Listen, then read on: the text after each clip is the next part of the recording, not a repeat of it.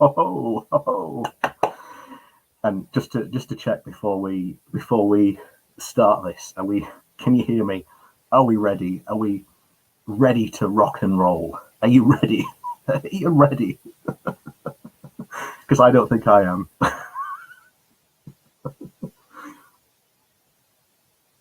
Oh, I've got a very nice rum and coke ready for this because I think this is going to be.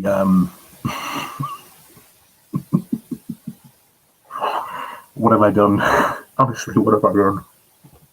I peaked at Jeff Taylor. Let me be honest. I still haven't watched any of his videos. Still haven't watched any of his videos yet. So we are going in primo. You're going to get my first honest, genuine reactions to Jeff. You can see the worry of the look on my face. I haven't even watched any of his videos. But before we get into Jeff, because I've been thinking about doing this as a video on stream, but to be honest, it's a bit long. However, he says, this is actually a really, really good blog. So I want to give this, I want to really give this some good exposure. So I think it's really, really cool. It's called the, as you can see it on the screen here, this is the Gerhard Schneider, I hope I said that, the Brexit tracker. And essentially what this does is this fully looks at and analyzes the full impact of Brexit, not from things that have happened, but it analyzes the promises that Brexit made.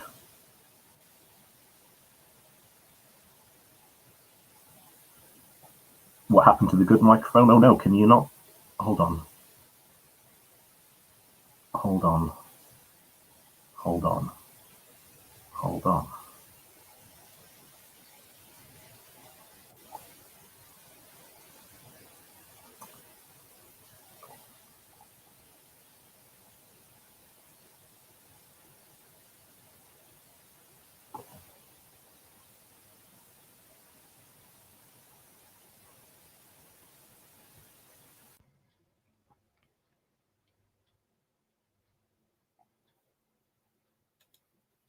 There, is that better?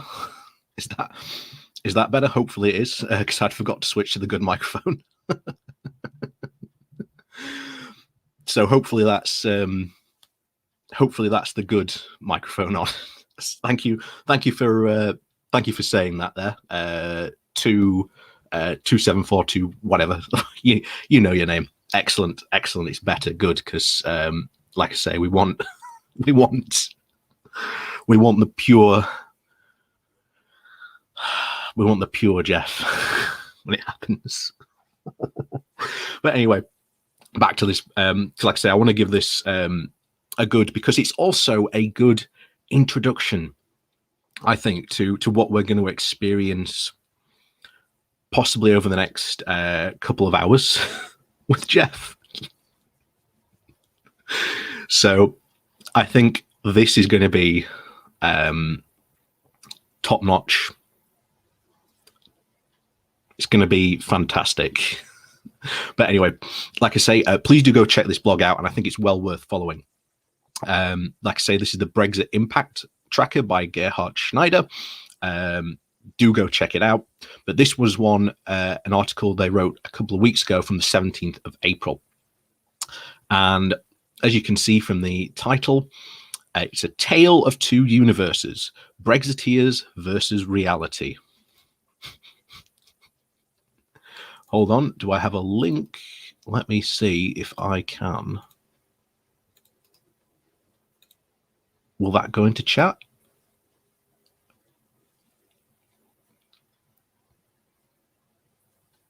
I don't know if that's gone into chat successfully. It split it into two. But hopefully you'll be able to use it because of that. Excellent. FSM's got it. Excellent. So good. We'll proceed on to looking at this, because this is a good taster before we jump into Jeff, and it also gives more chance for more people to arrive. Because I have realized that I have just announced this almost out of the blue, so it'll give more chance for people to arrive. If you know there are other people that might want to come in and join us on this, do go spread the word. Do hit that like and share button on the below the you know the drill. Hit the like and share button. We'll get more people in. More people will be able to share the joy of Jeff. But anyway, jumping into this. So this, like I say, comes the 17th of April. Starts off like this. So this has been an interesting week, rich in Brexit-related news, which has also marked the first 107 days since the end of the transition period. This week brought a commotion of flow stories about trade disruptions, job losses that employees blame partly on Brexit, and worries about the long-term impact on Brexit on trade. There are so many, mostly worrying, news stories about Northern Ireland, mostly notable that the British Northern Ireland Secretary rejecting calls for a meeting with the Northern Irish government, and slightly more positive news on Lord Frost's continuing negotiations with the EU over the Irish Sea border, which seems to take back to proposals that had been discussed and rejected during the pre-trade and cooperation agreement negotiations. There has also been news about delays on the UK side while establishing the necessary governance structure to, under the TCA in particular, the dispute resolution bodies, the EU Parliament, in return refusing to set a date for ratifying the TCA, which they have done now, over concerns for the lack of proper implementation by the UK side. On the other hand, on Thursday, the Office for National Statistics also released data that showed that trade between the UK and EU had bounced back by 46% between January and February. Those figures led to comments and interpretations in the press that perfectly illustrate the populist discourse that is still dominating the debate 5 years after the referendum. Indeed, the public sphere in Britain is dominated by a deep divide that seems to make a reasonable approach to an issue at hand impossible. These derisive strategies are important to understand and challenge because they very, very well may undermine the functionality of British democracy for decades to come. So as you can see, that's why. And someone's just reminded me I haven't done my outfit. I'm not dressed right.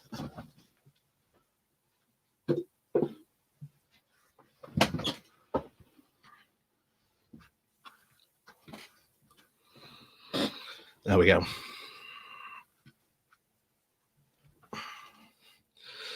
There we go. It's a bit skewiff, but it's a bit. Oh, it's been so long since I've worn this. I figured since I've got to try and put it on straight. That's the key to rocking a bowler hat. Oh yeah, that's a good point actually. I should. Oh no, I can't. Oh yeah, I haven't got the. This is where I need to get the pro version of this, and I think I probably am going to end up getting a pro version because on the back you can see my green screen. I set it up and then realized, oh, I can't do it yet. But anyway, most of you are probably realizing, why are we going through this? Why are we going through this Brexit tracker before we get to Jeff? And it just said it there, that there is a reality versus what is actually happening. And there are two realities. There's our reality that we live in, and then there's the other reality where Jeff probably lives in.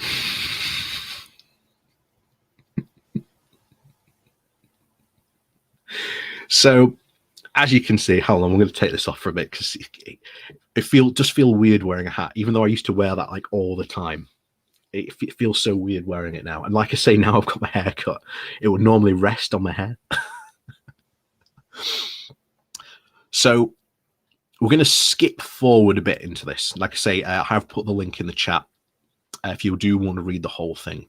But you do want to get down to this, because I guarantee you, see, this is the thing that we should have done as well. We should have done Jeff Taylor bingo. And I'm really upset that I'm only just thinking of that now. That's what upsets me. I've only just thought of that now. We could be playing Jeff Taylor bingo, and we're not.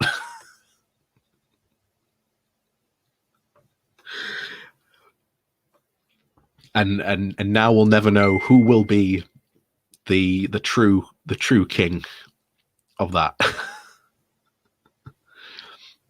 I know it's upsetting, but we'll have to see. But anyway, yes, back to this, because like I say, I think these last two parts of this article are quite important and are going to be underpinning, especially when we get to talking about Jeff.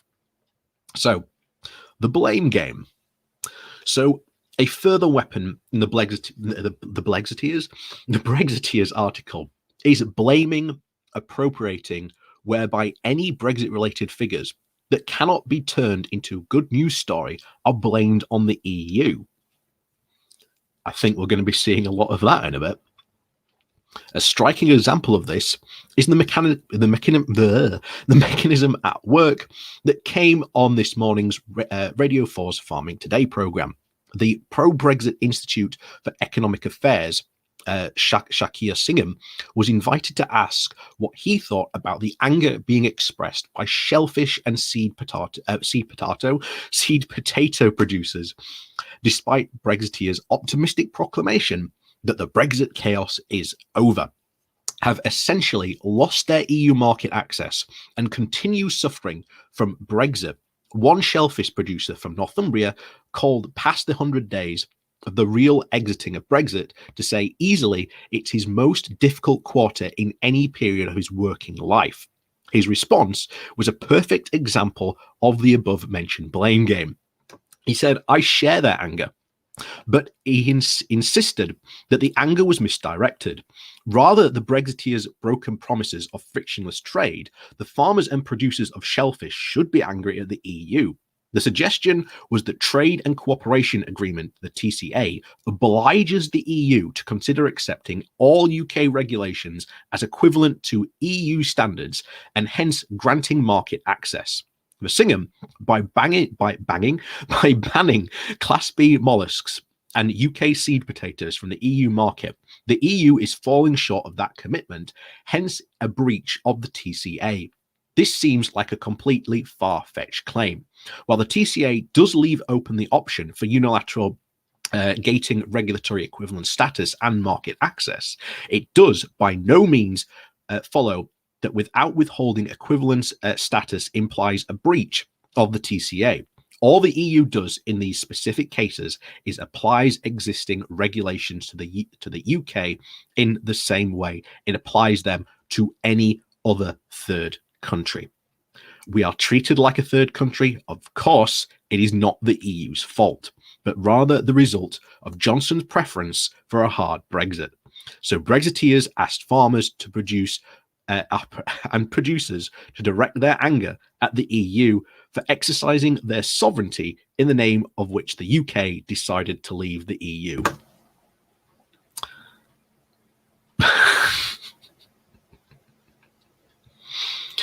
How many think we're going to see lots of examples of that later on in a bit? Lots, maybe. I think quite a lot. I think quite a lot. But, my friends, I think it's almost time. Shall we go over? Shall we now? Tell you what, I know what you want.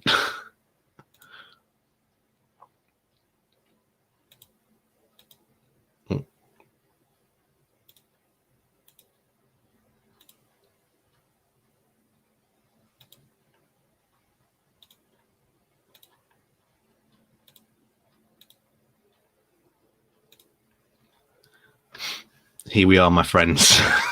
Here we are. Oh no. Oh no. Oh no. Oh no.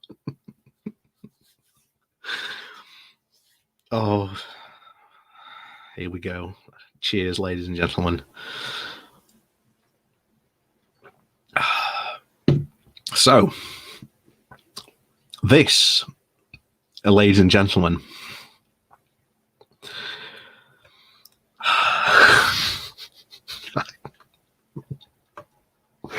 what have I let myself into? What have I let myself into?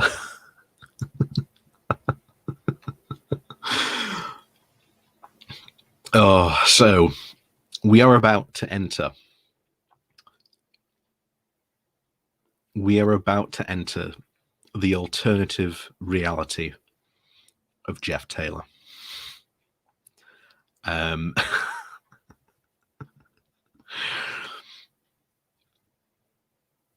So, as you can see, here's Jeff's YouTube channel. He's got a very nice picture of Big Ben in the background with a nice UK political analysis. Now, here's the thing. I never ever claim to be a good political pundit. At best, I'm a commentator, at best.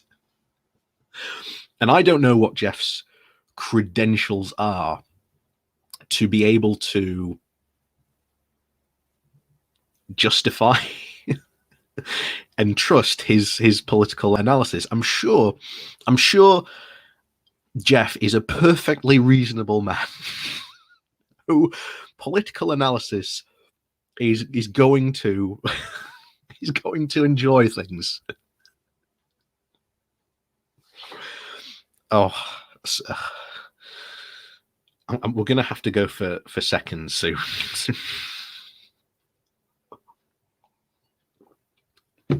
I may just bring the bottle up with me. So, I have heard one person say, before we continue, that Jeff is like a living version of the Daily Express. I have heard people say that in what, but as for videos, Roy, why on earth would we want to watch some of the recent ones? I understand your appeal. I would like to watch some of his more recent ones as well, because yes, I too can see his video about France, and I'm tempted. I'm tempted. I am very tempted, but I'm a man who likes to start at the beginning. And earlier on, I did a bit of research and saw that Jeff here had created playlists, and saw that there was this, the Brexit archive. This is Jeff's Brexit archive. Oh no. Oh no. So let's dive into his Brexit archive, shall we? Ooh, here we go. Here we go. We're going back. We're time traveling. We're time traveling. We're time traveling. Dun, dun, dun, dun, dun, dun, dun. I'm trying to think of an appropriate time traveling song, but I can't really think of one. Oh, Brexit, the Tory rebels are surfacing. Oh, nothing can hold the UK back now. Oh, Brexit, UK preparing to break international law. Oh. Oh, remember that? Will Michelle Barnier be sidelined? Do you remember that old chestnut?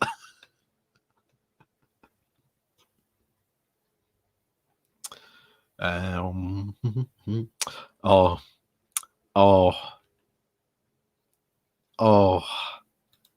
UK must guard fishing grounds post Brexit.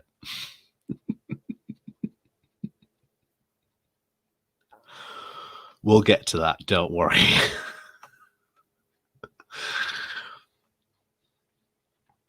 Will the Brexit make the UK Union stronger or weaker?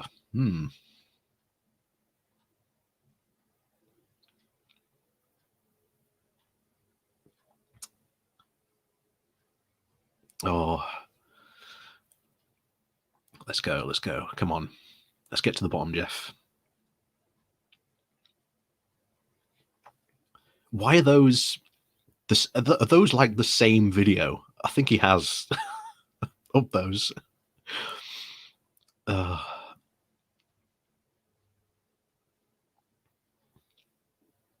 Brexit extension alert. UK politician calls for, the EU is crumbling from both ends.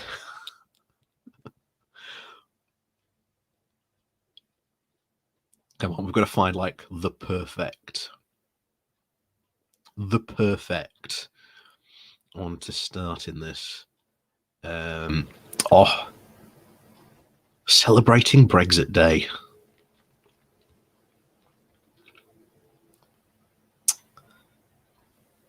Oh no, Jeff.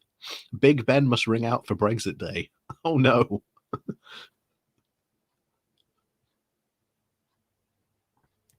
The Brexit 50 pence. What?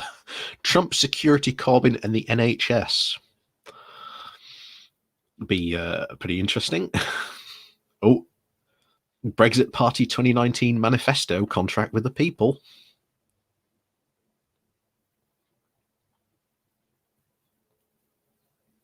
What? Boris Johnson loses Brexit general election vote. Wait, what? Boris Johnson loses Brexit general election vote. Did Jeff, the foremost, as I'm told, the foremost political analyst of our time, have a wrong call? Tell you what, let's start with that one, shall we? Let's start with that little chestnut. Because this looks like it's going to be a barrel of laughs.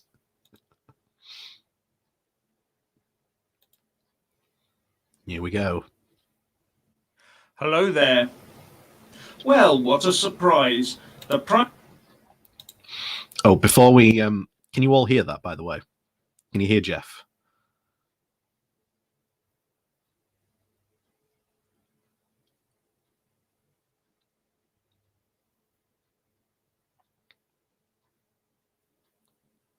Yep. Can you? I'm just waiting for it to catch up. But can you hear? Excellent. You can hear Jeff. Good. I just wanted to double check because I didn't want to watch this video and me hear it and you not hear it.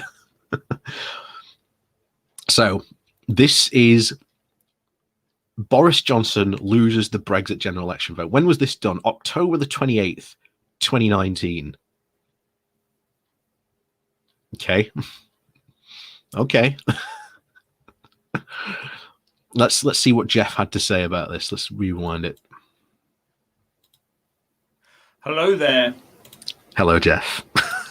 Well, what a surprise. The Prime Minister Boris Johnson has lost his legitimate call for a general election that might have gone some way to mending the public's view of our politicians.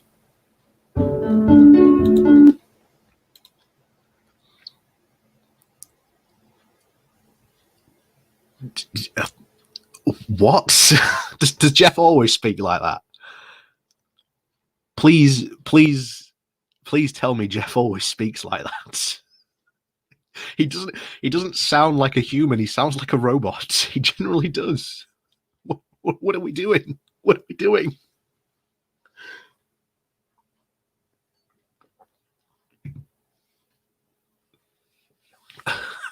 The ventriloquist controls Jeff. Yes. Yes. I agree with that. He probably does.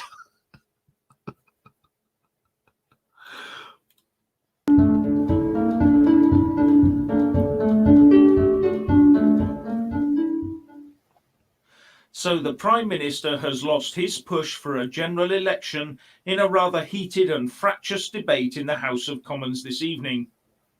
But he was using the Fixed Term Parliament Act to do it, which would require 434 turkeys to vote for Christmas. So, to take you back, just to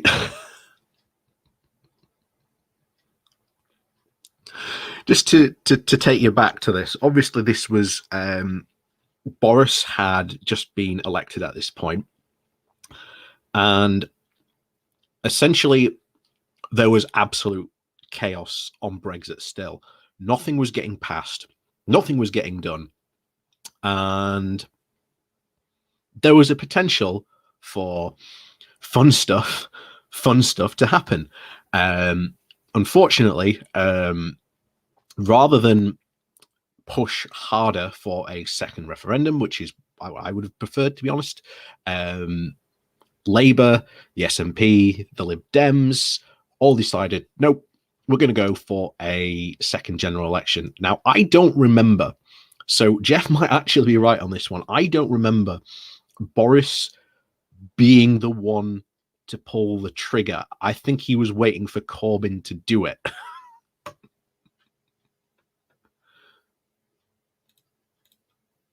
And as the Labour Party MPs mostly abstained, it had the effect of Labour actually voting no. So Labour has now in reality voted 3 times against holding a general election. And that, I think, will be a very long-standing and shameful record for any official opposition party.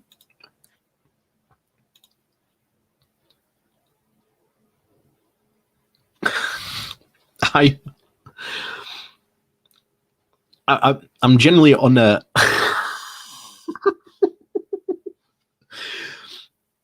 I don't remember Labour being the ones to vote no for a general election.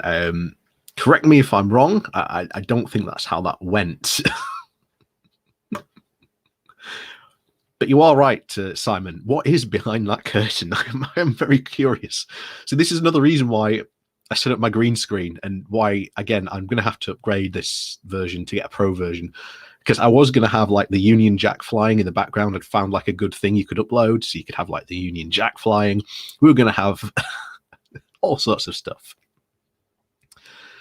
So, yeah, I don't remember it happening like that. I remember Boris Johnson was calling on basically daring Corbyn at the time. You know, you're not going to have a general election, no, and like daring him to do it. And obviously, eventually, it was the other parties that pulled the trigger on that, and then we ended up with the general election. But I'm interested to see why he thinks Boris Johnson is going to lose. However, Boris did end up by saying that because of the opposition to a general election by the opposition, he would tomorrow be tabling a motion for a short Act of Parliament to hold an early election outside of the requirements of the Fixed Term Parliament Act. And that would only take a simple majority of MPs voting on the day to achieve it. However, both the SNP leader Ian Blackford and the Lib Dem leader Joe Swinson said they want to see this election include 16 and 17-year-olds as well as EU nationals, and there was some discussion of allowing expats to vote however long they've been absent from the country. In fact, from what I've heard, it would seem to be the minority of the population of the entire globe that wouldn't be voting in a UK general election. Wait, what's bad? What's bad about allowing more people to vote in the UK, especially if they're UK nationals?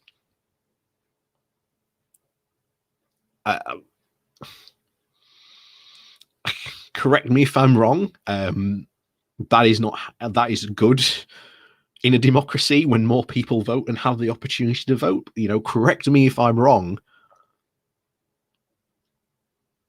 But I'm almost sure that's the case.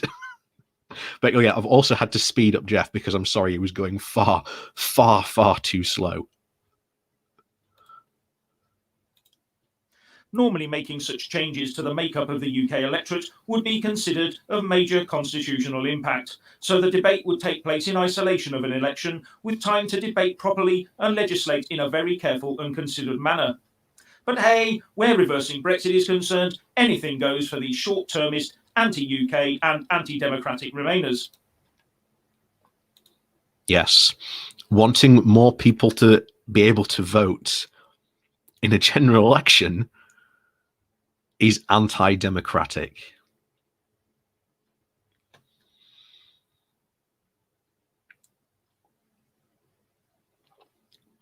I'm going to have to go get a refill.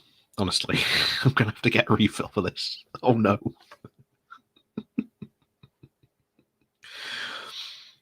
Oh, yeah. Turbo Jeff. Honestly, I don't know how you'd watch someone speaking that slow. Like, this is me speaking at Jeff Taylor's speed.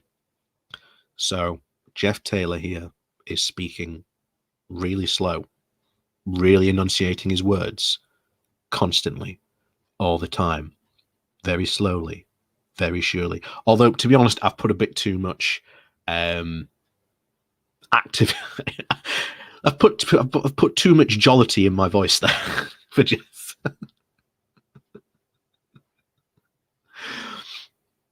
Oh, so yeah, let's continue on this, because I'm sure it's not the only time he's going to call people undemocratic when they're wanting more people to vote. Now, in the post-vote points of order speeches tonight, Jeremy Corbyn tried to make out that his opposition to voting for an election this evening was all about taking no deal off the table before he'd allow Labour MPs to vote for an election. Basically, because once an election is called and Parliament is dissolved, all MPs become ex-MPs, but ministers, like the Prime Minister, stay in place until a new government is formed. Yep, and that was so that just in case Boris couldn't then snap his fingers during a general election, or in case he looks like if he was going to lose, he couldn't go, oh, Brexit's done now, too late, sorry. So that was a good thing. That was a good thing.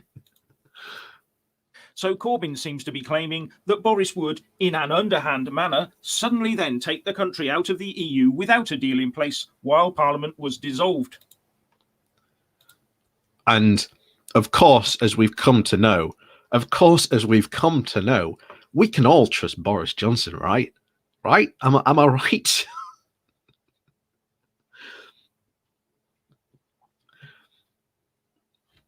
I mean, oh, that's a good point, actually. Did Jeff want a no deal?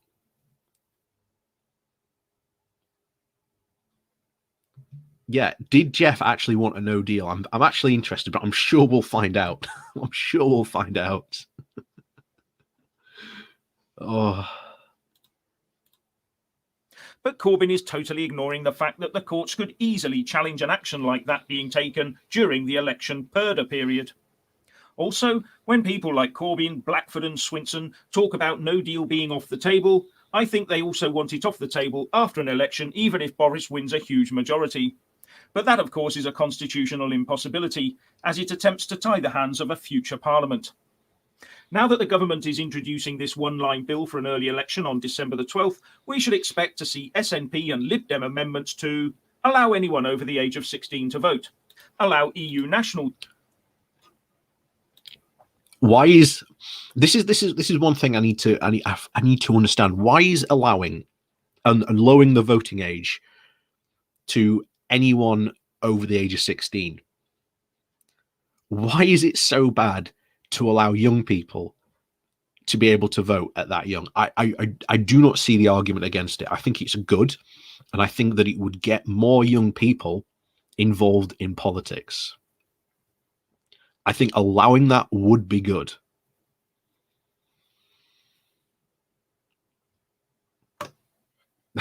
You think Bowler and Jeff know each other? They use the same hairdresser? Possibly.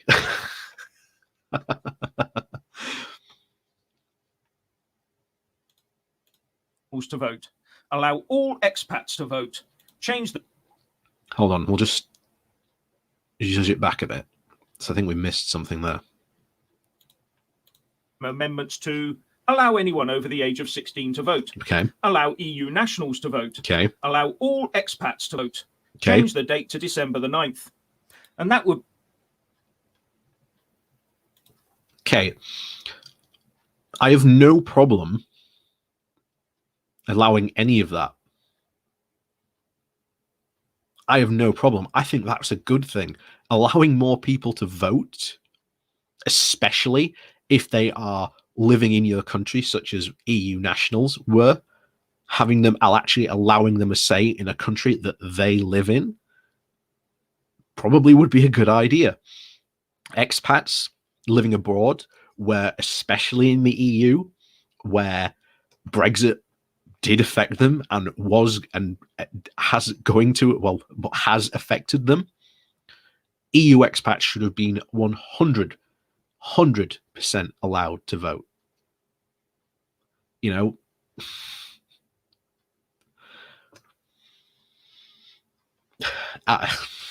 again, someone said there that, you know, this is typical in America of people, of conservatives wanting people to stop not voting as much. Yeah, it's the same in the UK as well. Same in the UK. Be before the bill got to the House of Lords, where I understand that Labour peer Lord Adonis is standing by with lots of ideas to rewrite it in the form of Remain as well. So I'm assuming that these attempts to subvert our normal constitutional position on voting will be rejected by all right-minded MPs. Of course, what he means is all Conservative MPs. Do you know, I can actually see these clowns voting for anything that impedes or stops Brexit, whatever the long-term implications are for our democracy. For a start, the SNP doesn't care because they hope to be leaving the UK and leaving the biggest mess behind them they can manage to inflict in the process. And the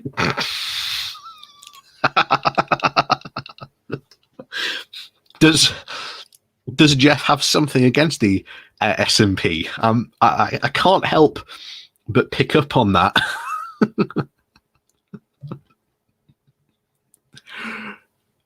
I can't help but pick up on that. That I think that if we perhaps maybe watch one of Jeff's views on Scottish independence, I think maybe people in my chat at the moment, people like Glasgow Kiss, might have a lot to say to Jeff about that.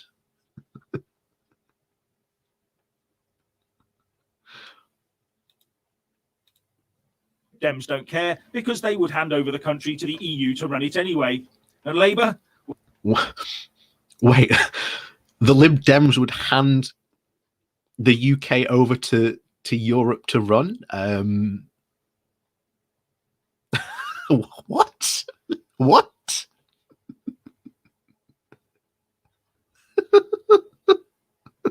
Oh no. Oh no. Well, Labour is hoping we'll end up like the old USSR or Venezuela or something. What? What?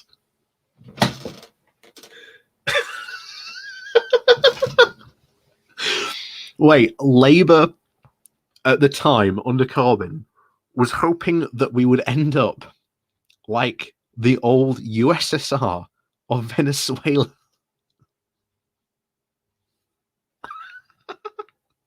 I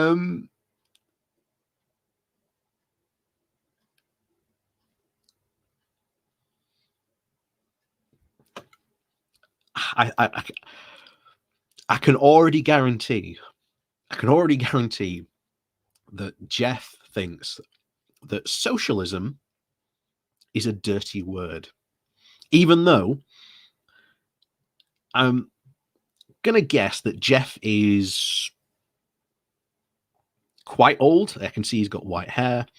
I'm gonna put him maybe in his 60s. That might be a bit cruel. That might be a bit cruel. But I can guarantee you, throughout all Jeff's life, Jeff has used the NHS.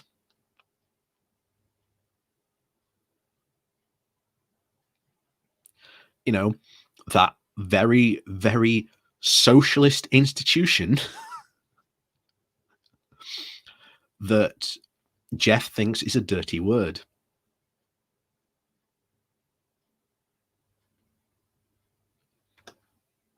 So just to let you know, and I can already guarantee that Jeff does think socialism is like the devil incarnate. How dare they? In fact, I do wonder if Jeff has a video when Jeremy Corbyn got voted out and Keir Starmer came in. That might be interesting to watch if we can find it. So anyway, let us proceed. But is Boris Johnson any different? I have to say that anyone pushing that awful rehashed withdrawal agreement surrender treaty in the zealous manner. The awful withdrawal agreement surrender treaty.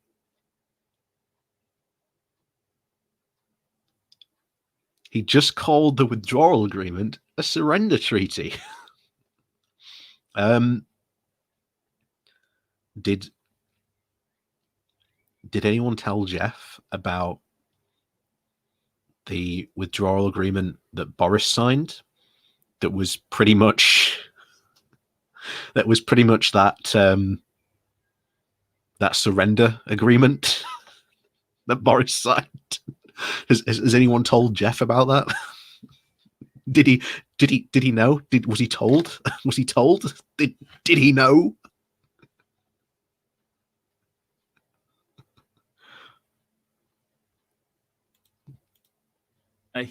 Needs to be viewed with the utmost suspicion. You have to ask yourself, is he doing this for country or for party and power? Yes. Knowing what we know now, is Boris Johnson doing this for country or party and power?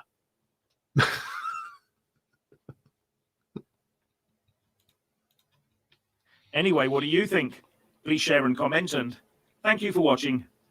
Please do like and share this video, and also subscribe to my channel. Oh my. Oh my, oh my. Oh me, oh my.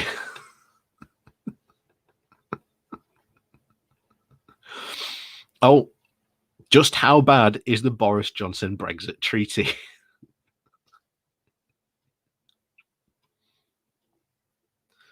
Oh, what should we do?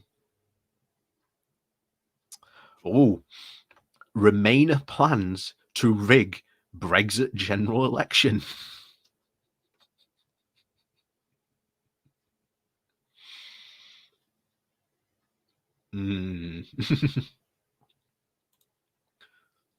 Shall we do that one, children? Shall we do that one, children?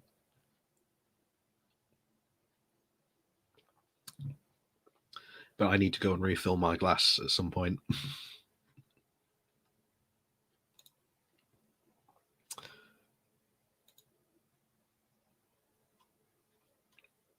Oh. Anyway, tell you what.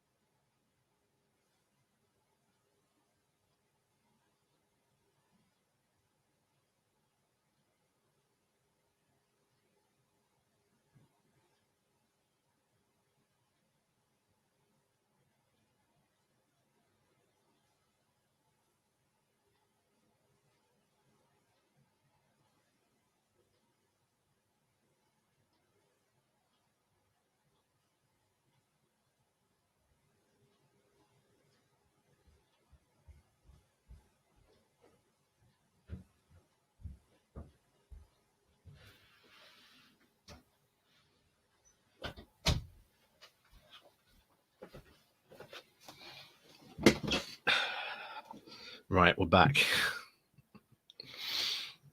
Oh. Yeah, too slow. Too slow. Note to self, see if we can get a longer timer. See if we can get a longer timer. Jeff is literally driving me to drink.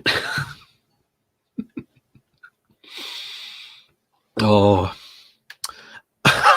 Oh my God. Yes. Yes. That's it. Sarah Jessica Farter. Jeff looks like an evil Poirot. Oh no. Oh no. I can't unsee it now. I can't unsee it. It does. Oh, but anyway, yeah. Let's find out how apparently the Remainer looks like it was planning to rig the Brexit general election. Let's find out how this rigging was being put in place. Hello there. So, the Remainers in the House of Commons also have plans to try and load any Brexit election in their favour. So apparently, we were trying to load any of this in our favour. Okay. Okay. Yeah, how did that turn out for us, by the way?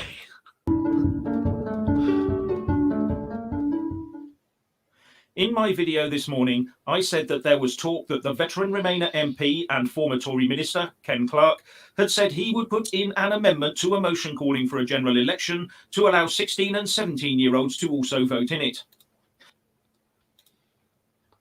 Okay.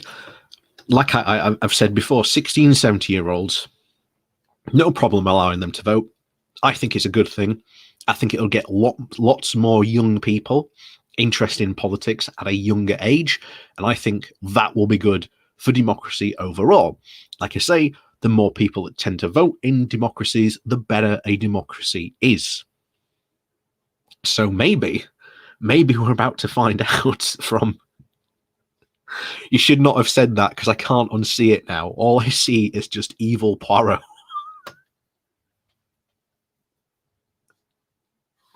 That's all I see now. That's all I see.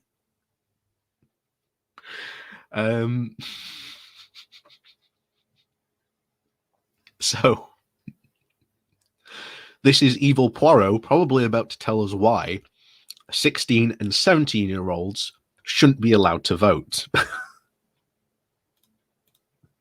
And it turns out he didn't quite say that. What he said was that many people will want to do this and also go further. Now, just to recap, under the Fixed Term Parliament Act, a general election motion has to be of a fixed form, so as I understand it, unamendable. But it would take 434 MPs to vote for an election for one to take place. For those who don't know, the Fixed Term Parliament Act is essentially to say that there is essentially a length of time to where and when we can't have an election. The whole idea, what it was put in by Tony Blair, so that Conservatives could not call a general election when it was most favourable for them. And so that no government could indeed call a general election when it was most in their favour. And the idea was it would make parliaments a set length until they actually had to hold a general election. That was a good thing. I have no problem with that. I think the Fixed Term Parliament Act is a good thing. And by the way, something that the Tories are currently trying to get rid of. I wonder why.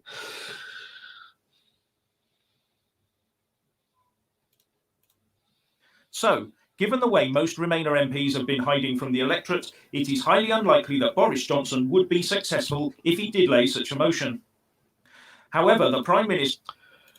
I don't remember a lot of Remainer MPs hiding from their electorate. But, you know, like I say, this is the world according to Jeff. So who knows? who knows what crazy fantasy land lies behind Jeff's curtains. Maybe that's where all the unicorns are, you know.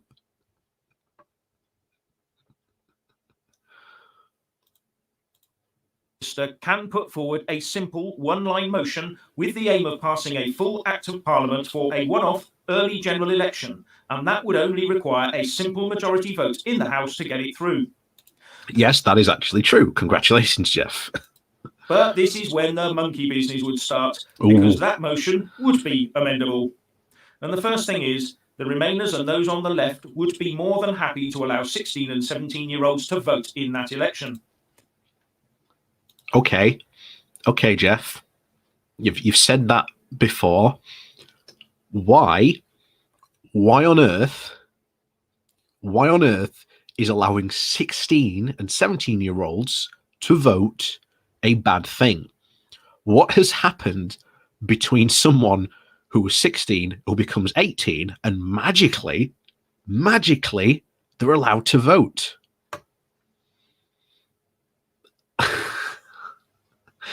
Give us your wisdom on why people who are the age of 16 and 17 are not allowed to vote. In fact, this could give them the platform to change the underlying law to permanently lower the voting age to cover all future elections and any possible referendums as well. And speaking to the Radio 4 Today programme, Ken Clark told Nick Robinson that... So he just doesn't want it, by the looks of it. I don't think he's going to give a reason.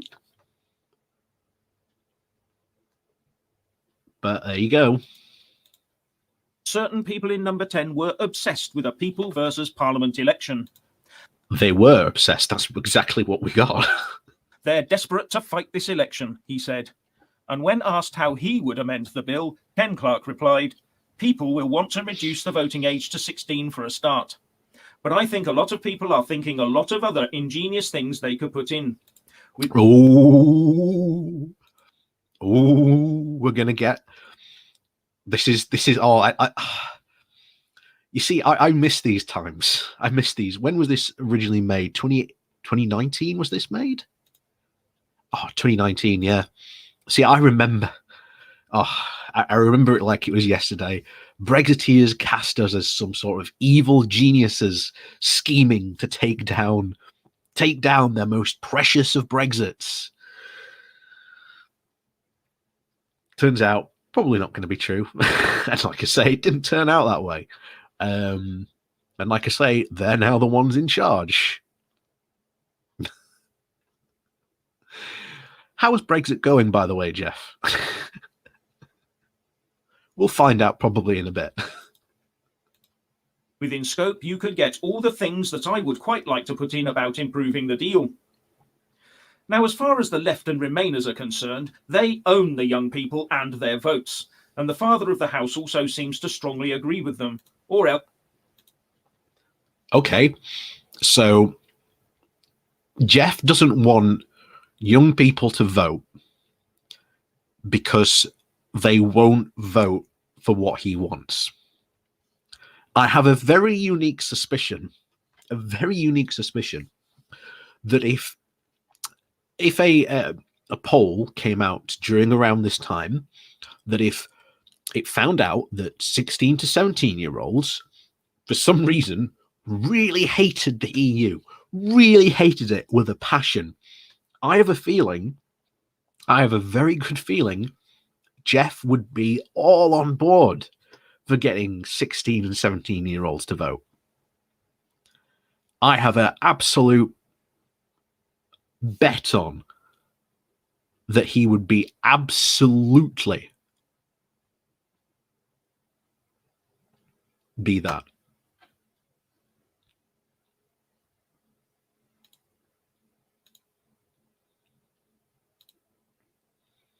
There we go. I've put old Roy in timeout there. So, yeah, I have an absolute feeling that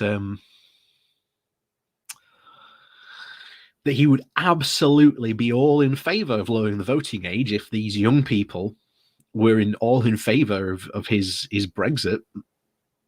I have an absolute feeling that he would be.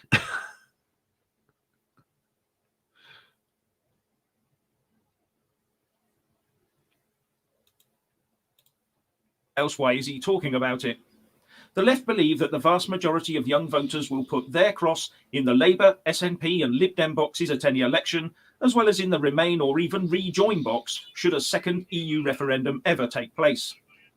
So people like Jeremy Corbyn, Joe Swinson, Nicola Sturgeon and Ian Blackford will So all be yeah, he's 100% terrified of the young behind such a people. move. And Yeah, with his he's scared of the young people. Scared of the young people. Don't be afraid, Jeff. Young people are the future. words, Ken Clarke has admitted that he also thinks as much. But any such move would be viewed by many as a very cynical ploy to load the vote in the favour of one side or the other. Further, any debate on the matter would be partisan and viewed through a one-sided prism with a short-term prize in mind. Not a good starting point for legislation.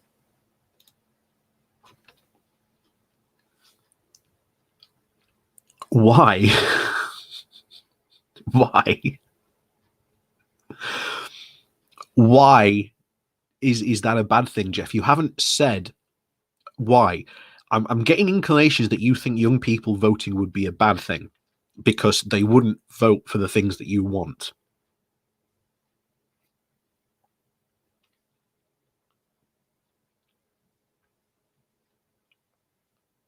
So what else can we say that, you know, Jeff is here essentially just not wanting young people to vote for. He just hates young people by the sounds of it. He doesn't like their politics and just doesn't want them to vote.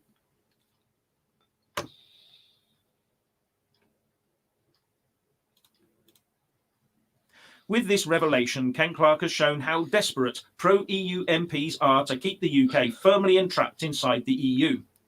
And to be completely balanced and objective. So it's all about the EU. That's what it is. He still hasn't given a reason why it's bad for allowing these, you know, young people to vote, having a say in their society. But, you know, about this, if they should go down this route, then 16 and 17-year-olds should be considered as fully mature to do everything that over 18s can and should do, including all things financial and contractual, as well as social, such as drinking alcohol, etc.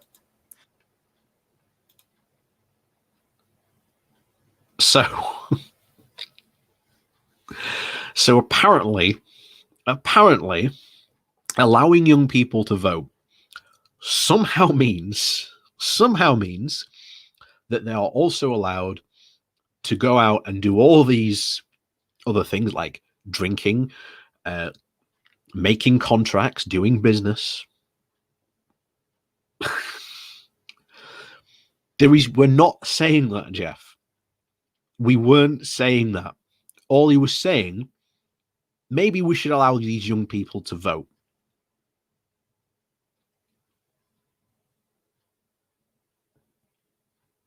That's it. That's it. That's all we want. That's all we want. That's all we want. Just allow these young people to vote. To vote. That's all a lot of people are asking. Even now, Jeff, there is a large movement to allow 16 and 17-year-olds to be able to partake in local elections and national elections. That wasn't just a referendum thing. That has been going on for quite a while. Back when I was 16, I took part in something what was called the Youth Parliament. And a big thing for the Youth Parliament back then was trying to push for MPs to lower the voting age. And that was back in, what, 2002? I think it was. 2000, yeah. Yeah, 2002, 2003, I believe it was. So this isn't something new, as Jeff is suggesting it is, and was being deployed as some sort of evil ploy to stop Brexit.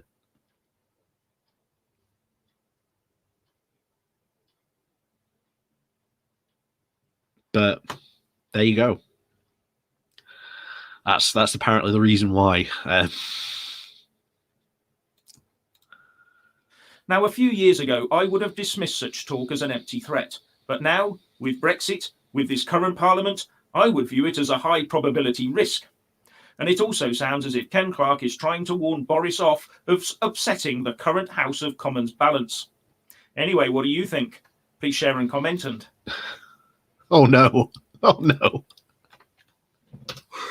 that was a really bad point to pause it.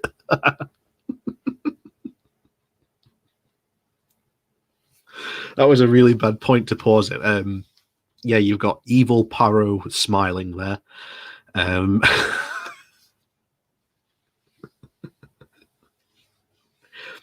Yeah. If you would like, do tweet at Jeff to hashtag open the curtain. We're starting the movement. Hashtag open the curtain. Oh,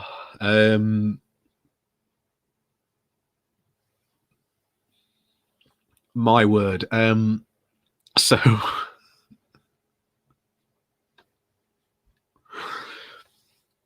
that was Jeff's political take on why 16 and 17-year-olds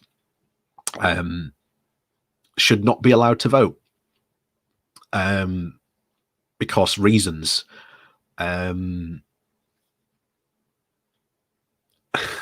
Probably because he knows that young people don't like to vote Tory and doesn't like to agree with him in that direction. So apparently young people mustn't be allowed to vote unless they're young conservatives. Then entirely they're allowed to have this debate.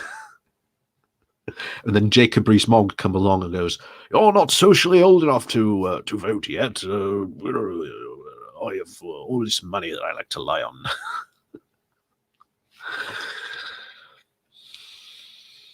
So, yeah, that's so bizarre, so bizarre. Yeah, it comes down to that argument. Jeff doesn't just like young people. Sorry, young people, but Jeff doesn't like you. I wonder what Jeff's demographics are for his channel. I would really like to know. Let's see if we can get any other good ones back in the past. Oh, I'm sorry, but my bladder is about to bust. So this is what happens when you don't actually seriously drink alcohol for a year. Well, not even seriously drink alcohol, but you just don't drink alcohol for a year because of the pandemic. You become an absolute lightweight. So yeah, hopefully this time we'll beat the clock.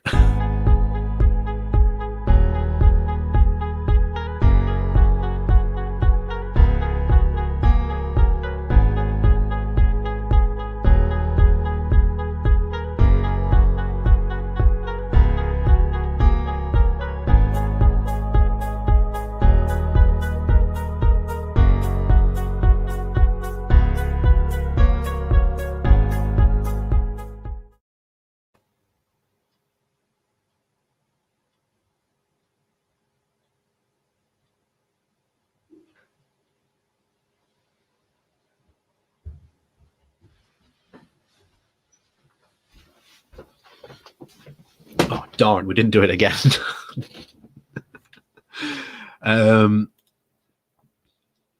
So, yeah. Yeah, it's true, dude. You can only beat the clock if you don't wash your hands. And I did wash my hands. Oh, dear.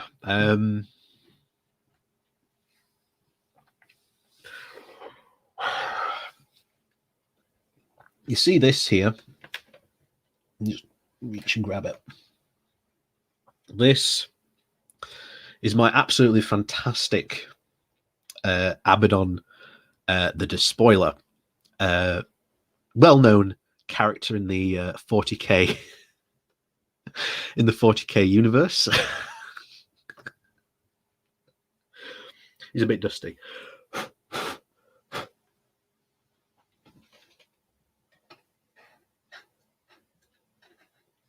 Why am I bringing up Abaddon the Despoiler? Because I don't. Because I generally don't want to talk about more about Jeff, but we have to. I made this promise. I'm digging this pit for you. Oh my! So let's continue our deep dive into Jeff. By the way, if you are new to this channel and you've been brought here by my Jeff musings, please do hit that like and share button. Also down below there is a link to my Patreon page should you like to support me that way, or you could buy me a coffee, or in this case buy me a beer, because I'll tell you what, certainly we'll need them tomorrow. So anyway, let's continue, shall we?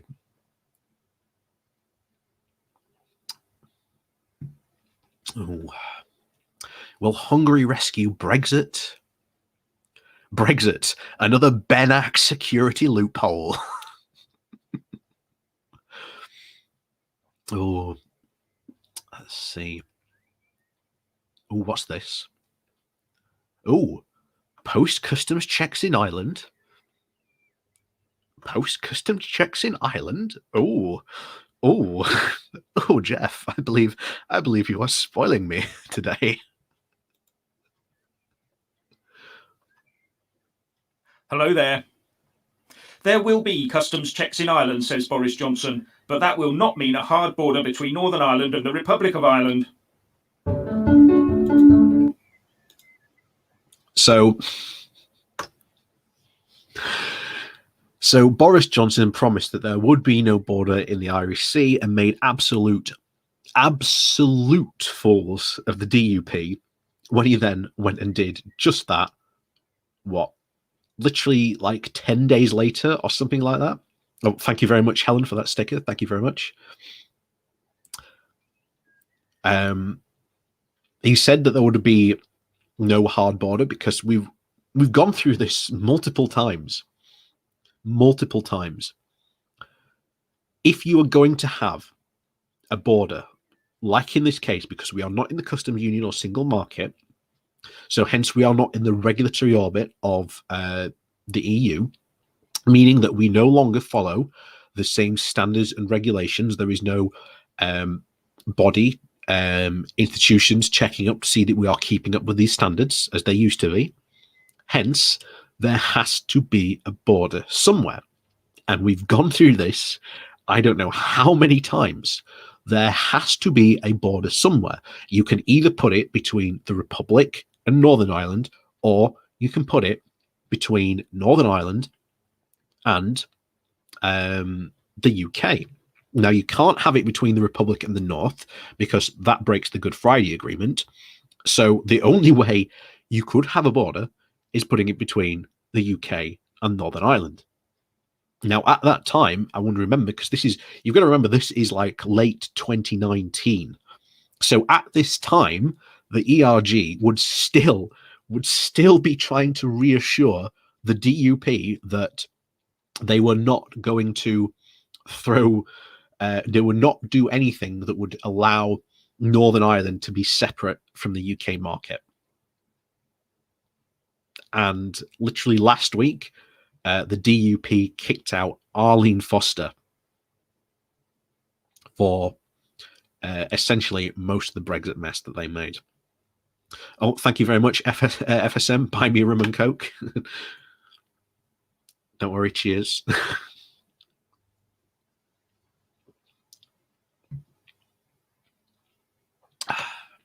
God, you know when things get back to normal, like genuinely seriously, when things get back to normal, I would love to have a meetup. I don't know what we do at this meetup. Maybe drink, but I think that would be quite fun. but don't hold me to that. We'll have to see when things get back to normal. So it could be like some time yet. Like I say, I still haven't had my first vaccine yet, and I'm still waiting to receive the notification to get it. So I'm still waiting on my first vaccine. Anyway, let's continue with Jeff, because, like I say, every time I get an excuse not to talk about him, I will do.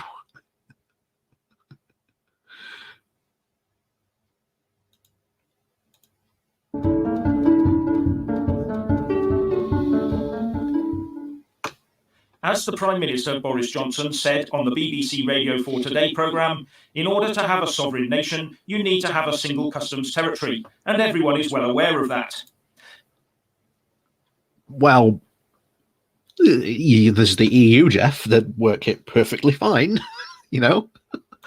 And that is why the European Union has a single market and customs union, so as to provide the blocks on which to build its own single EU empire. So it's a EU empire. You see, I also feel like I should have worn a shirt, tie, and a jacket. I feel significantly underdressed for Jeff. I really do. Next time, don't worry. Next time we'll dress up for Jeff. Everyone is aware that without a free trade agreement, there will have to be some form of customs checks between North and South Ireland post-Brexit. Even if you had a free trade agreement, you would still have to have a border and some sort of checks. Because who controls that border? Because essentially, it sounds like Jeff thinks that that border, if there had been a free trade agreement, would essentially run on the honor system. That's not how borders work, Jeff. Not how borders work. Protect both the UK internal market and the EU single market. No one's disputed that. All that's in dispute is the continual claims by Remainers that such a system would require an actual hard border between the two, with customs. Yes, that is not in dispute, is actually what you need. You need a hard border. And checkpoints. All of which you need, because how do you know what's going back and forth between that border? Not only that, what if the UK changes its agreements or changes its regulations, as we know that the ERG and the hard Brexiteers and the free market fundamentalists all want to do? They want to get rid of all the regulations. That was the very reason for Brexit. Has Jeff not read Britannia Unchained? Of which Remainers claim could lead to a resurgence of the Troubles. Talk about the use of language likely to inflame opinion, eh?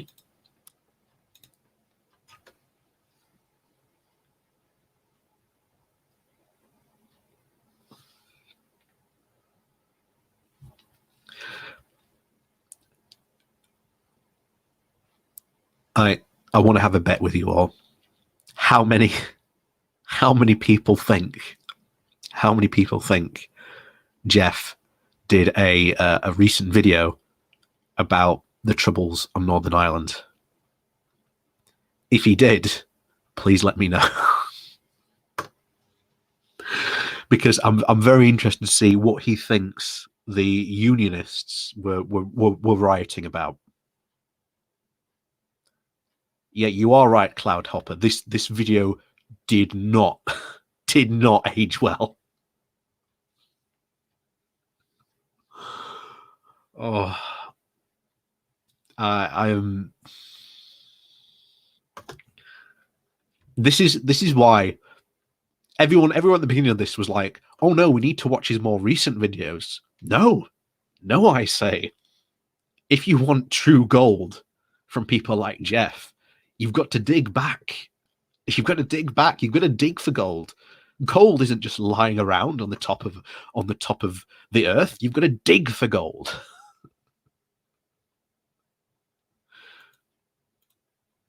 And Boris said on the Today programme that he would soon be presenting the UK proposals to deal with this issue, but refused to give details.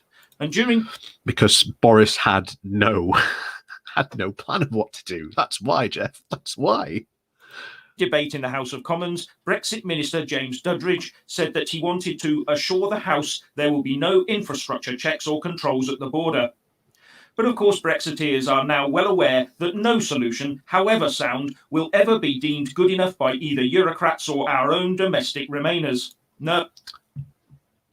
And no Brexit deal would ever, as we saw through this time period, no Brexit deal would ever be good enough for the Brexiteers.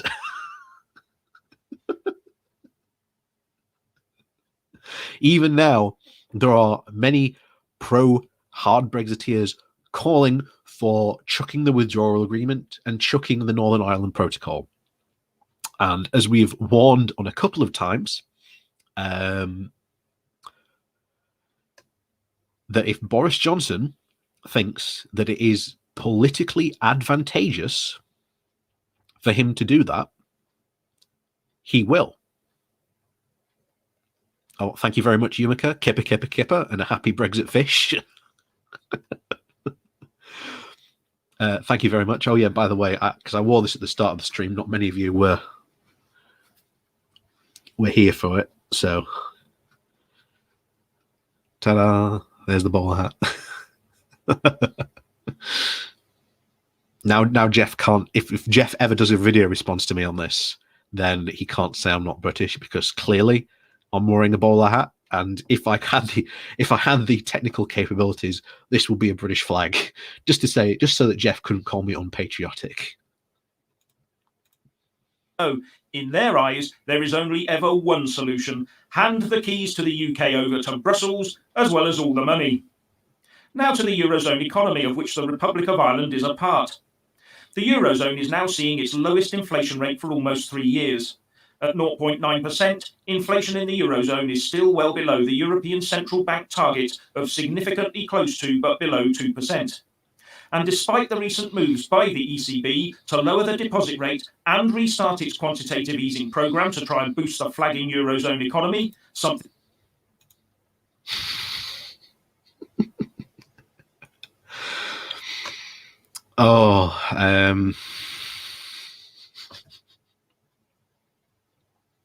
Yeah.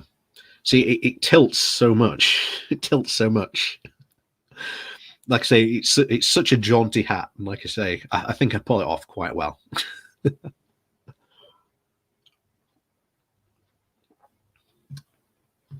So apparently, according to Jeff, the Eurozone is in crisis. Obviously, back in 2019, I think the Eurozone was doing pretty good. Like, correct me if I'm wrong, but I think the Eurozone was doing pretty darn good.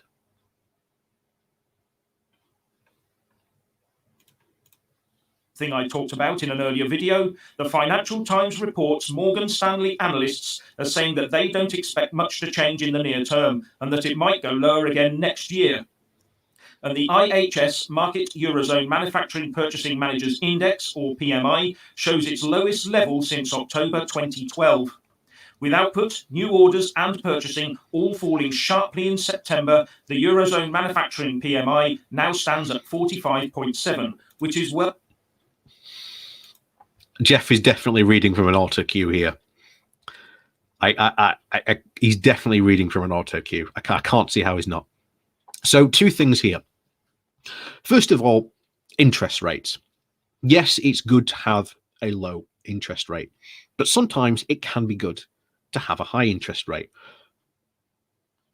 Because again, there are pros, but again, don't get me wrong, there are pros and cons to this. Now, again, not an expert in economics, but again, I've heard arguments for having low interest rates. I've heard arguments for having high interest rates.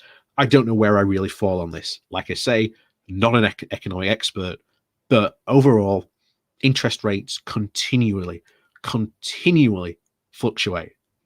Not a big issue. It's not a big issue. Obviously, if interest rates get too out of hand, that's when it becomes a problem. And it's up to the central banks, mainly the EU one, mainly, in our case, the Bank of England, to keep an eye on those interest rates. So overall, they're pretty good. They like to keep this very well. Next, Jeff brings up the manufacturing rate. If you know anything about the UK's manufacturing rate, basically, if every single industry, heavy industry in the EU went on holiday from, I think it's like October and then restarted in January, the UK would still be behind on production. Also, sometimes in manufacturing, there are dips, there are slumps. Not the biggest issue. However, I'm pretty sure, as I said before, I think the Eurozone did pretty well in 2019. I'm pretty confident to be able to say that.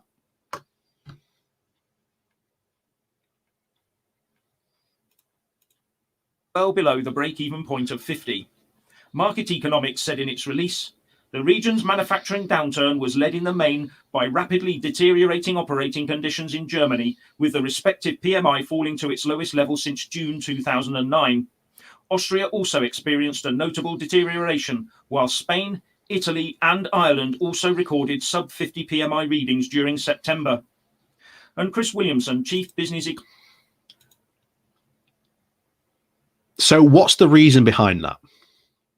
So no matter what in economics, there's always a reason why numbers go up. There's always a reason why numbers go down. What was the reason behind that, Jeff? Are you going to tell us why that is? Because you're predicting, as so many Brexiteers often do, Brexit, the EU's doom. You're forecasting EU doom. Are you going to tell us the reason why those numbers are up and down? Don't think he is, but like I say, I think the EU had a pretty good year in 2019. Oh, thank you, Heart. Thank you, Heart Jedi. Thank you very much for the €10. Buy me an imported beer. Don't worry, I will. Although it would probably cost more than €10 now to import a beer from Europe. But I'll try and find a pub that does imported beers somewhere.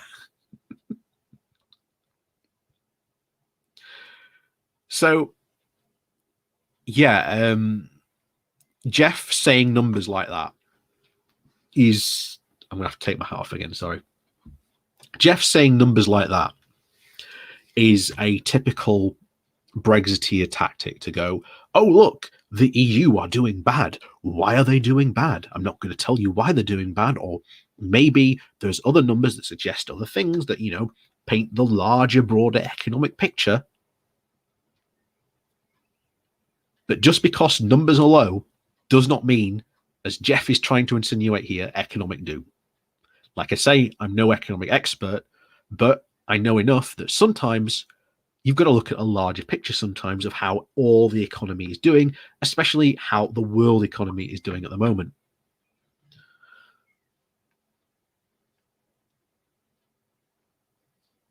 Yeah, order one now, you might get one in 10 years' time. It's true. Economist at IHS Markit said, the health of the Eurozone manufacturing sector went from bad to worse in September, with the PMI survey indicating the steepest downturn for nearly 7 years and sending increasingly grim signals for the fourth quarter. So why was that, Jeff? Why were these manufacturing numbers down? You see, this is the thing. A lot of you said when I do this, I should get Jeff on. This is a fantastic example of if I got Jeff on and he was quoting these numbers at me, I'd be asking him why. Why is that the case?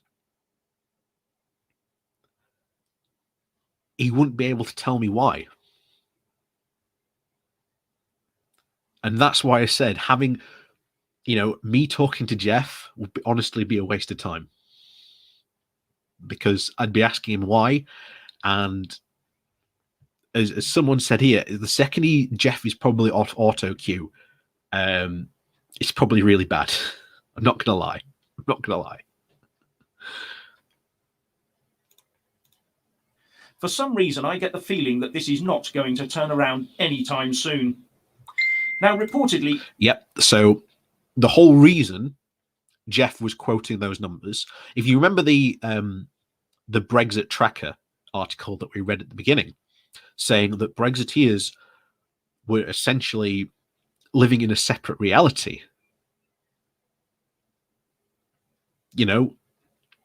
He is a clear example of it in action. And like I say, just because numbers go down or numbers go up, there's very often a reason for that. There could be multiple reasons for it. Just because numbers go down doesn't necessarily mean that it's a bad thing. Like I say, Jeff is saying, oh, these numbers are going down. It's a bad thing. It's a bad thing. Oh, EU's going to collapse.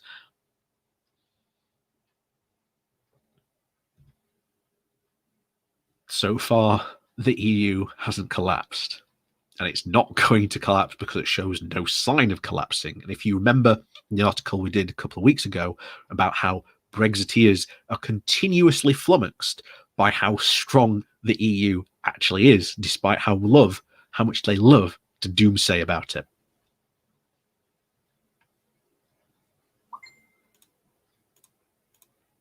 In an effort to keep his very young party's squeaky clean image, Nigel Farage withdrew the whip from one of his Brexit Party MEPs at the end of last week. Farage sacked Andrew England Kerr after an alleged conflict of interest arose, reports The Express. Kerr is alleged to have made comments about defence products in which he has significant business interests, with The Express saying, party sources have revealed he had been in contact with the European Commission in relation to military-grade body armour, despite a series of warnings not... I don't care, Jeff. I want to know more about Northern Ireland. I want to know, because your video on this hasn't aged well, Jeff. From officials. And a source told The Express that Kerr was told on Friday evening that he was out due to irreconcilable differences regarding a likely conflict of interest. The Brexit Party leader, Nigel Farage, told Sky's Sophie Ridge on Sunday, well, he is an MEP, but he is also a shareholder in several businesses. And in our view, one or two of the things he has said and done as an MEP could have been seen potentially as a personal gain through his business. And that to us is just not acceptable. We made these rules when they came in. Some will say we acted harshly, but we want to have the highest possible standards, and we're not happy with what he's done. That reduces the Brexit Party MEP numbers to 28. And on the Westminster front, if what I hear is correct, then tomorrow's Prime Minister's questions should be entertaining, because I've heard that it will be a very one-sided affair. Now, presumably because Boris Johnson will be tied up with the Tory party conference, his place will be taken at PMQs, so I'm informed by Twitter, by Dominic Raab. And facing him across the dispatch box in the weekly contest of quickfire answer and wit will be, wait for it, Diane Abbott. Yes, it will be very one-sided. I wonder if Ms. Abbott will need counselling afterwards. Anyway, what do you think? Please share and comment, and thank you for watching. Yeah. And that's that. So that's the usual. So it very quickly went, there will be no checks on the Northern Irish border to, we're not going to talk about the Northern Irish border anymore. We're going to start talking about what's going on in other things in Brexit land. And that's, again, what, and like I say, this video has not aged well. So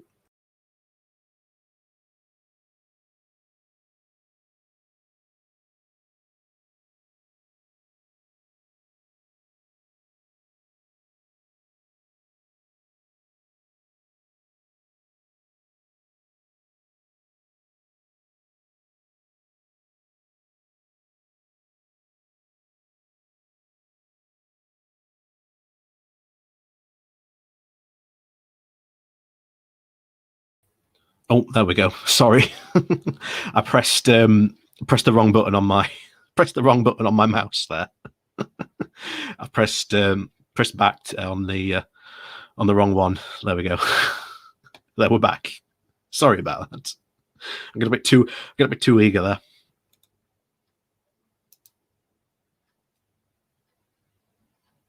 So, I think we'll continue diving into some old stuff of Jeff. Let's have a look. Lib Dems write letter to Jean-Claude Juncker. Where are those anti-Brexit MPs? Supreme Court poised to deliver a Brexit bombshell. Oh, Aaron Banks cleared of EU referendum wrongdoing.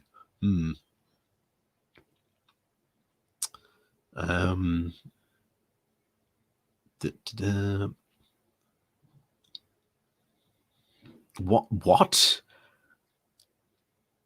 Anti-Brexit propagation Brexit propagation barrister channels slavery. What?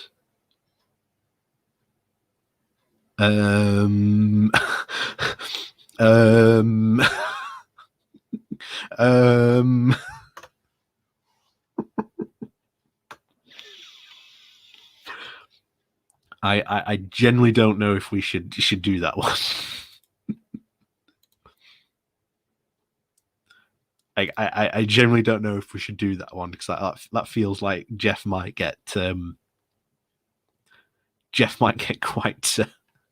racist about that. I feel, but yeah. Anyway, most of you are saying we should go and have a look at some of his new ones. So we'll have, maybe that's something we can say for another time. So back to old Jeff's channel. Oh, something topical to talk about. Oh, let's do it. So Keir Starmer and Labour, party on the verge of dire election results. Hello there. Oh my. Oh my. Can I just say this? Jeff has not aged well. Jeff has not aged well at all. Jeff has not aged well at all. Not gonna lie there. In like what 2019, his videos we were doing there looks like Jeff's got older. In like, I know he has technically because obviously it's 2019, almost 3 years. But yeah, he looks down like lockdowns haven't been kind to him. True, that's probably true for the vast majority of people. So I shouldn't really say that. Well, sorry about that, Jeff. Don't mean to say that you've aged. You look well. We'll say that.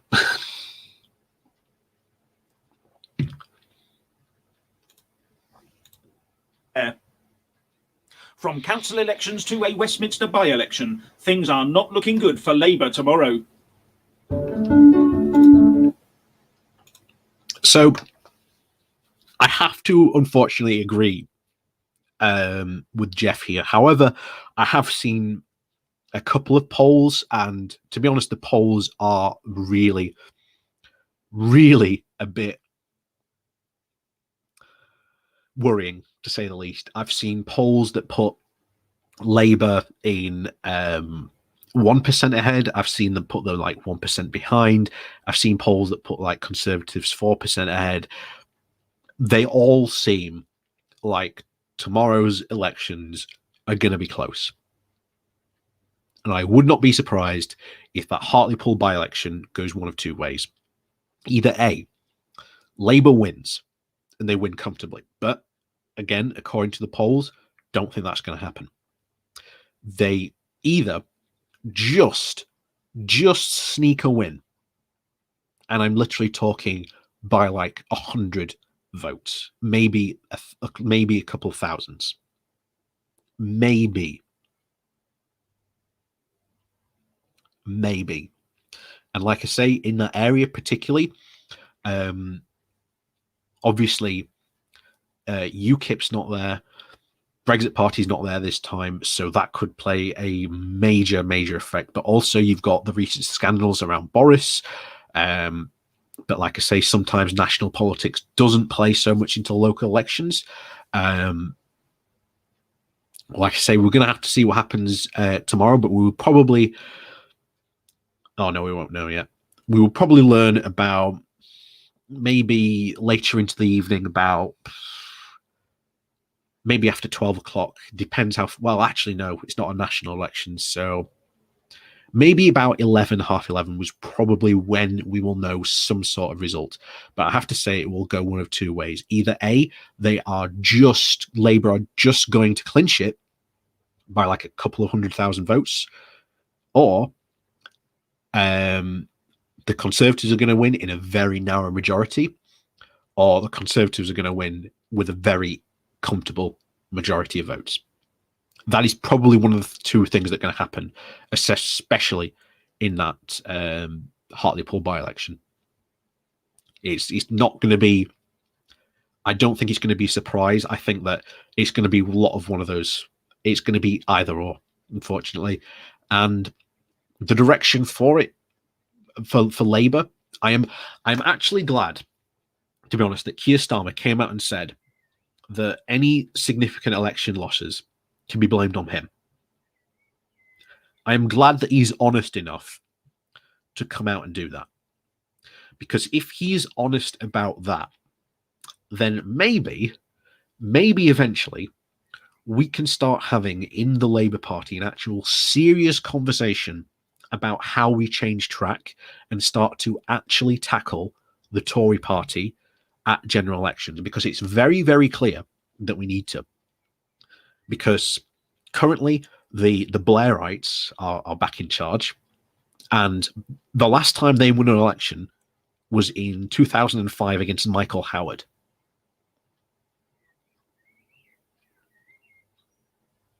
So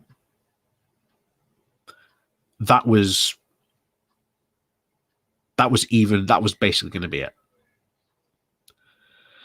But to be fair, let's be fair. The Blairites did have power for a good 15 years. What, 1997 to 2000 and when was it? 10, 11, was it? When the coalition came in? But it was somewhere around there. So they held power for quite a while.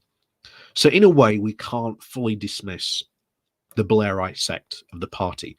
Now, ultimately, we have to acknowledge that, yes, they are right on some stuff, but they are also right on a lot of other stuff.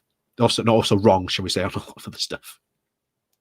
And just as we saw under Corbyn, Labour saw the most votes go to the Labour Party for a significant time. So the Blairites have to admit that the Corbyn years weren't that bad. That they weren't as bad as they often make them out to be. And there needs to generally be something new, I think, come out of this. And we need to come up with it very, very quickly, because I don't have the answer. If I did, I'd be shouting it from the rooftops.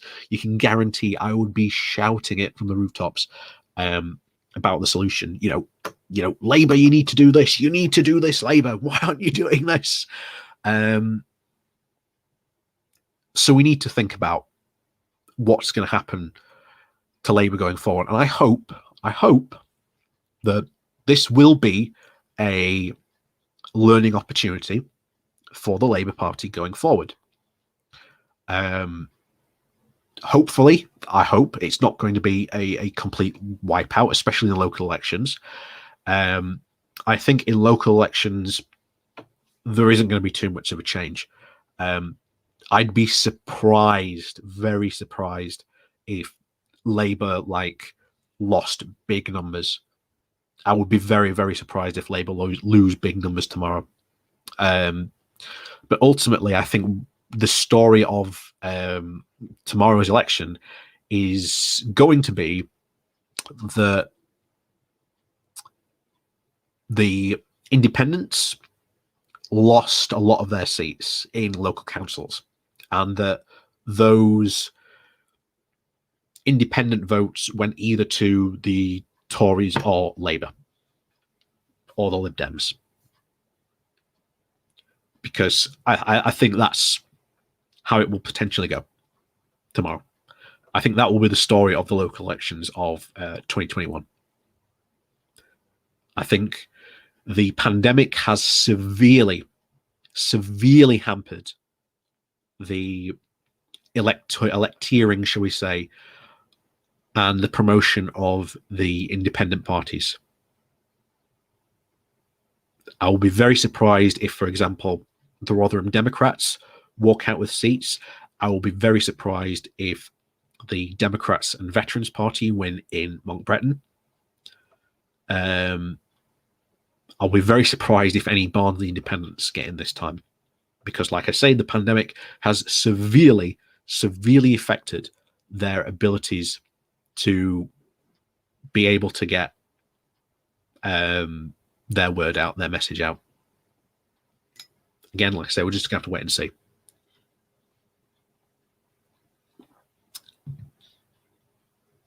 So anyway, on to Jeff's political analysis. And I know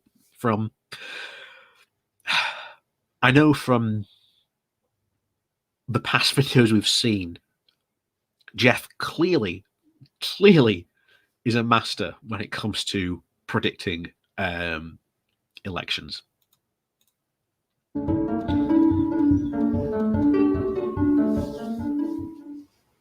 At this stage in an election cycle, it is the Tories who would be expecting the big ballot box kicking tomorrow. But by all accounts, it looks like... At this stage in our election cycle, not traditionally, like I say, for those of you who might not know, normally local elections are not vastly impacted by stuff that goes on a national level. Even like Boris Johnson's scandals, they might have a small impact, but not very.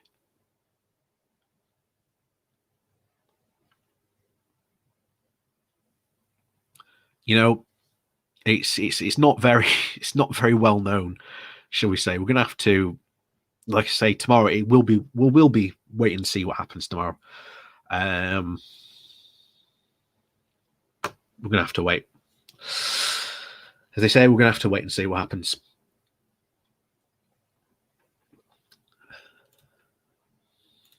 Labour are going to lose control over councils in England during Super Thursday's elections, and also lose the Hartlepool by-election to the Tories, who are 17% ahead in the polls.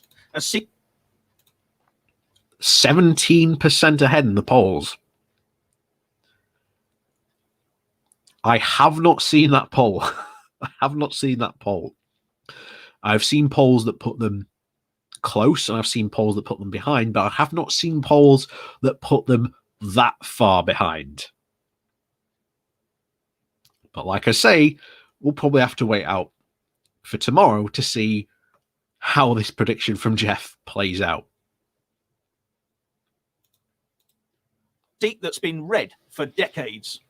This will not do anything to cement Keir Starmer in his post as Labour Party leader.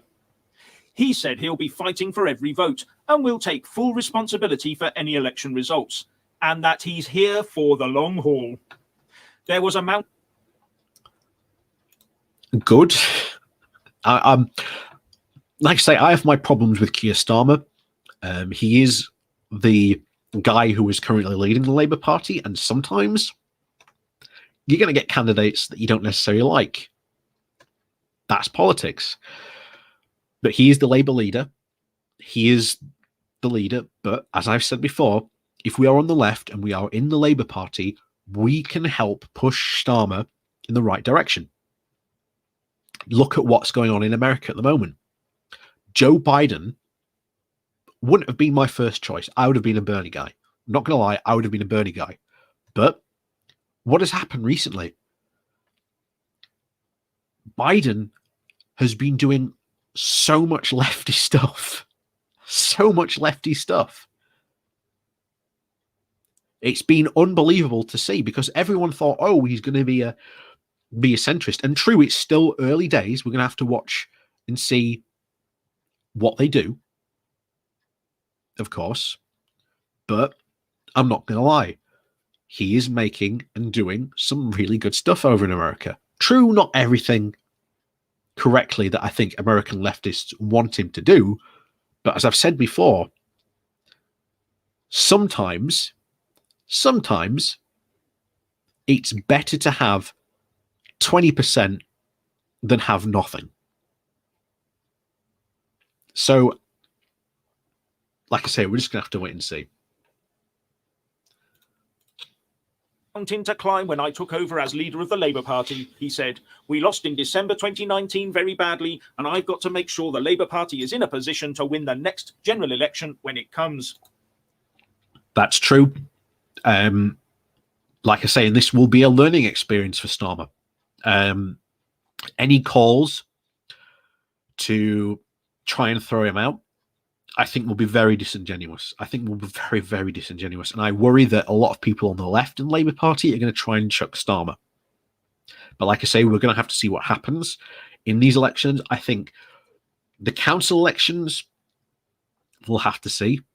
We'll have to see what happens in the council elections. But I don't think it's going to be that bad, ultimately.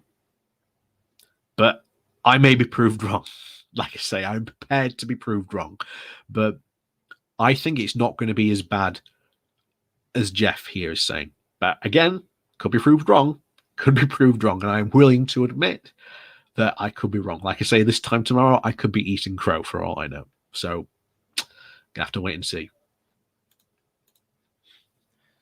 But how long he stays as Labour leader and who leads the party into the next general election isn't up to him. And maybe some in his party will take the view that the earlier they get the dirty deed of a leadership switch done, the better. And the strong Corbynista element of the party will be keen to get going again on the party lurch back to the hard left. Again,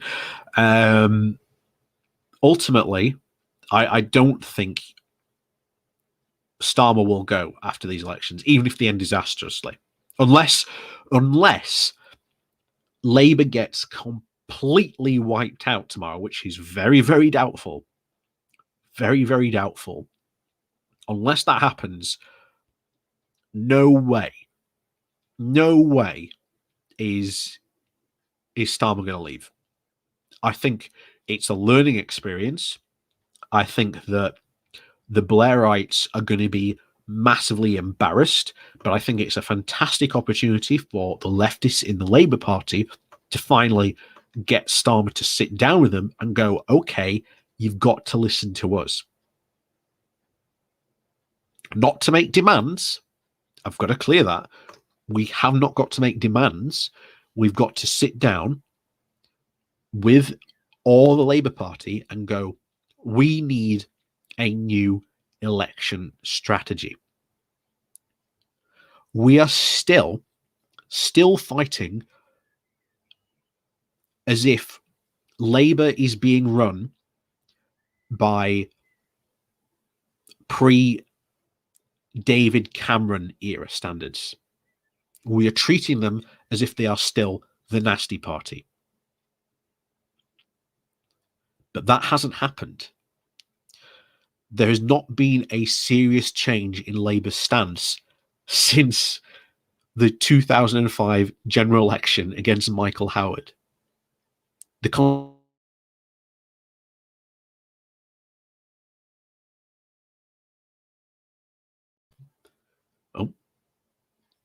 And we've got to understand,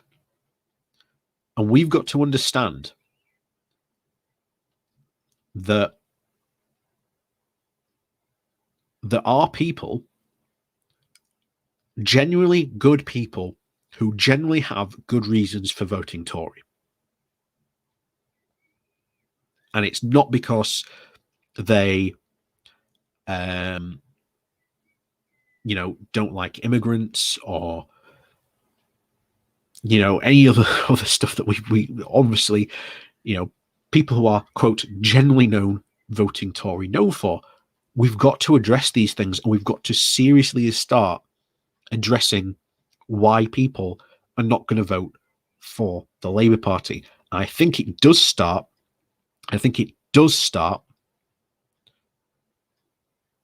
With accepting why aren't we getting voters, and also realizing that we need a clear vision for Britain, because Boris doesn't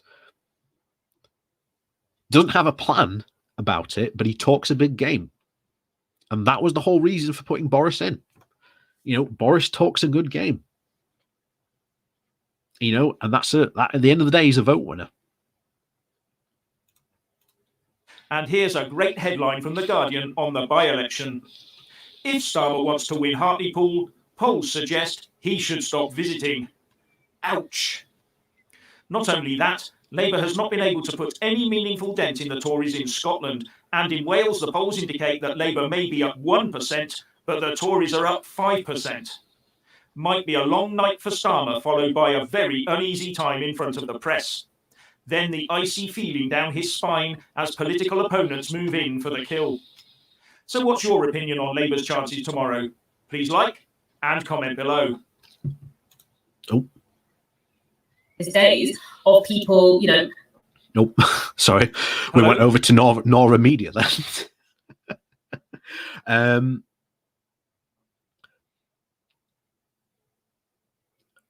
Yeah. It's... Like I say, tomorrow is going to be interesting.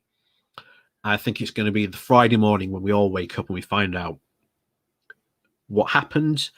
And then I think it's going to be a couple of days after where we start to get the election analysts looking into what happened, and they make their assessments of what went on.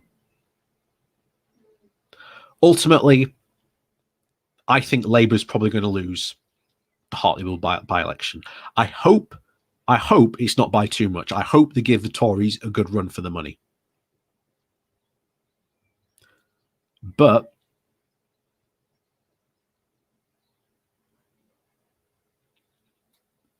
we're going to have to see. As for the councils, I don't think there will be significant gains by either side. I will be very surprised if there's any significant moves. Like I say, at the local level, where a lot of this stuff actually matters, Labour on the grassroots, on the ground floor, have been doing some fantastic work at the ground level. And this is why a lot of people in the grassroots have been so annoyed at Starmer, because they feel that they don't feel that they've been paid attention to or listened to. That is generally the essential feeling of what is going on at the ground floor. And like I say, we're going to have to see. So shall we have a look at his comments on this? We're going to have to have a look at some of the comments that Jeff has had.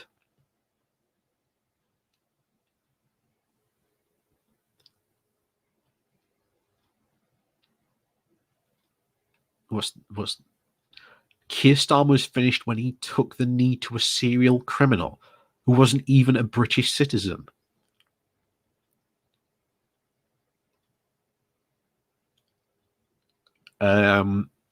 Is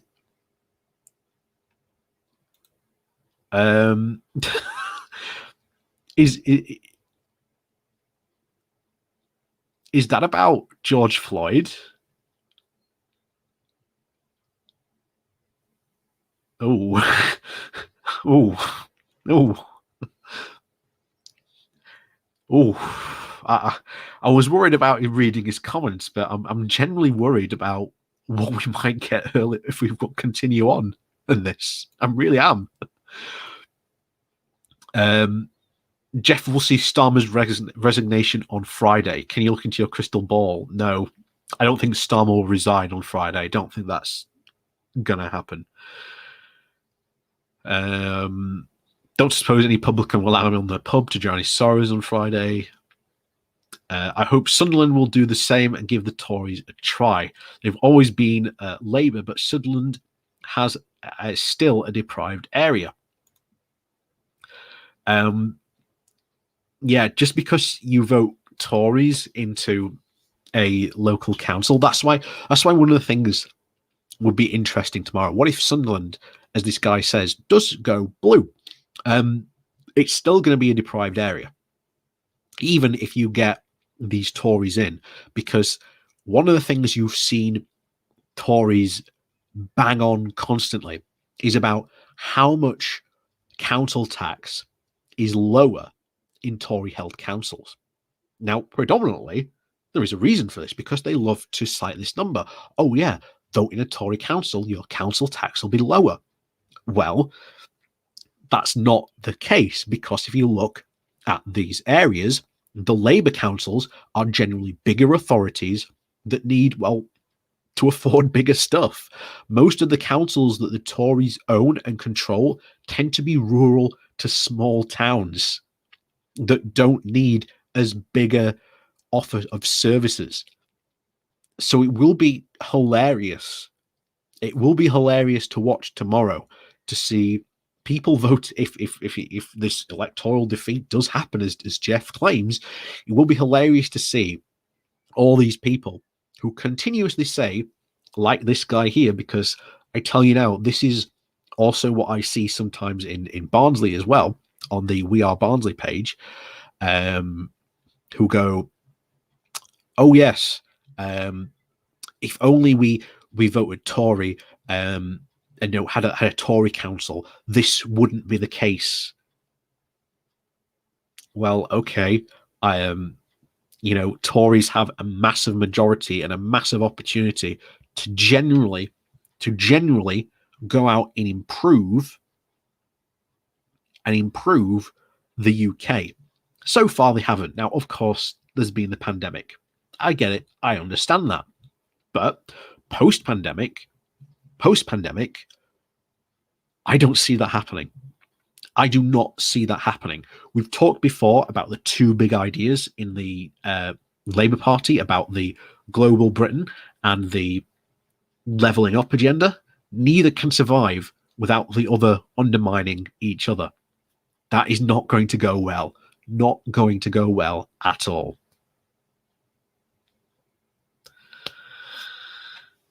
Anyway, see what else we've got here. Labour will still use the old statement they always use when they get kicking at the ballot box. Well, we thought it was bad as it wouldn't be. You've got mountain climbers not going downhill.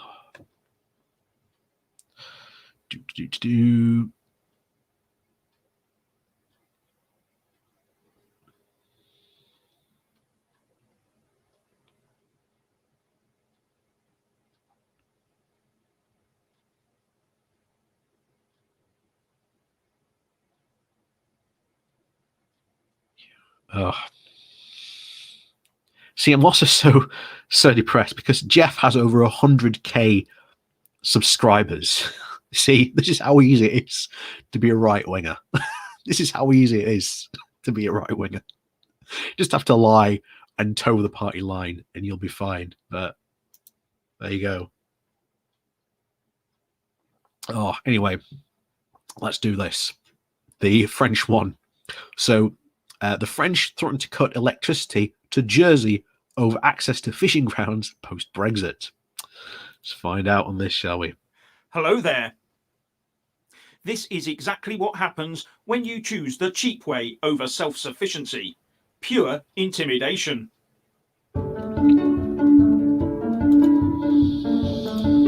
So, self-sufficiency over pure intimidation. The self-governing Crown Protectorate of Jersey decided to cease generating electricity and pay to have French nuclear power to supply 95% of Jersey's electricity needs via seabed electricity power lines. Jersey is a tiny island, Jeff. Jersey is a tiny island. in the Channel Ocean, it might be a bit too expensive for them to produce their own electricity.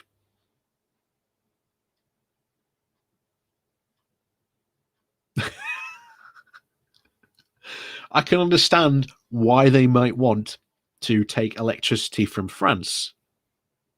I can bet now, if we looked into electricity costs, I can guarantee you probably electricity costs from them doing that would have dropped. And like I say, this is international cooperation at its best. Sometimes you have to cooperate to get stuff done. That's the case sometimes. So, And now the French are threatening to cut off that supply, causing an island-wide blackout, unless French trawlers are allowed into the Jersey Sea area to basically plunder their fish stocks. We are ready to use... Oof, that language. Plunder their fish stocks. That's just... Oh, Jeff. Oh, Jeff. Oh. You see, I guarantee you, in Jersey, all these people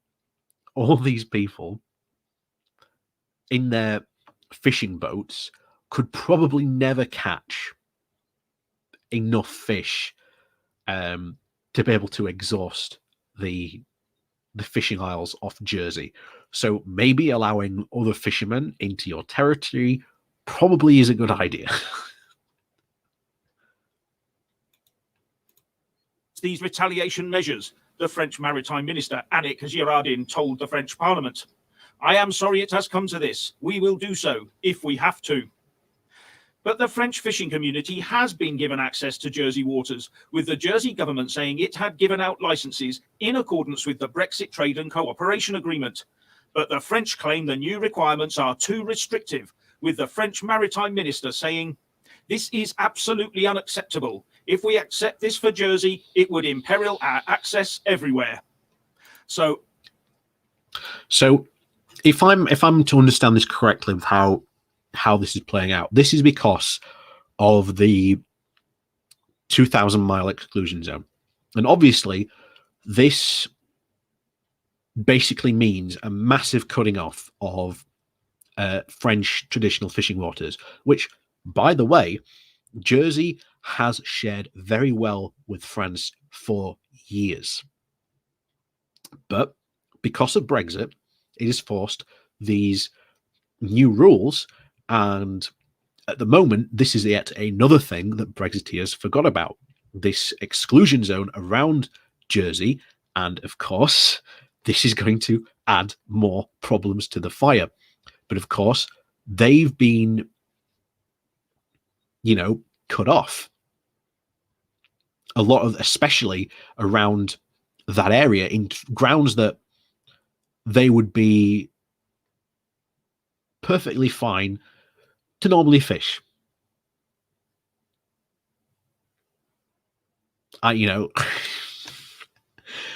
But this is what happens when people cooperate. You tend to get more stuff done. But you tend to get more stuff done if you cooperate, Jeff. And as someone's just said in chat there, I wonder how shocked Jeff was of ministers, French ministers indeed, actually protecting French fishermen. I mean, we haven't heard a peep from George Eustace for quite a long time. I'm struggling to think of a recent comment from George Eustace. I really am. I don't know where he comes from. out come the traditional French Napoleonic tactics, always there just bubbling below the surface. Whatever the post-Brexit problems with access to fishing waters, this is not the way a so-called modern democratic nation should conduct its diplomatic business. Not a good look, is it, for a country claiming it wants to cooperate to then threaten to cut off an entire island's electricity supply in a fit of French pique? I think they are doing that to show just how much leverage they actually have in this situation. You know, like Brexiteers have seen to do in a couple of, shall we say, recent recent things, and they've gone really far, like threatening to blow French fishing boats out of the water with the Royal Navy and the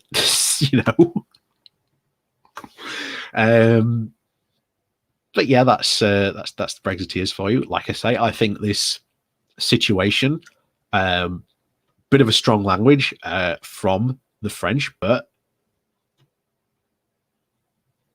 they have all the leverage in this situation. Deputy Chairman of the Tory European Research Group, David Jones, told The Telegraph, "This is straightforward demanding money with menaces. The French are determined to punish the UK for leaving the EU and always say that the UK must act." Yes, they're punishing us for leaving the EU. How dare they? They're punishing us. They're punishing us. No, they are not punishing us. We decided to leave the EU, and Boris Johnson decided to leave the EU on the hardest terms he could possibly get through Parliament. And now we are being treated like a third country, something that was always going to happen. We live in a rules-based system, Jeff. We are a rules-based system.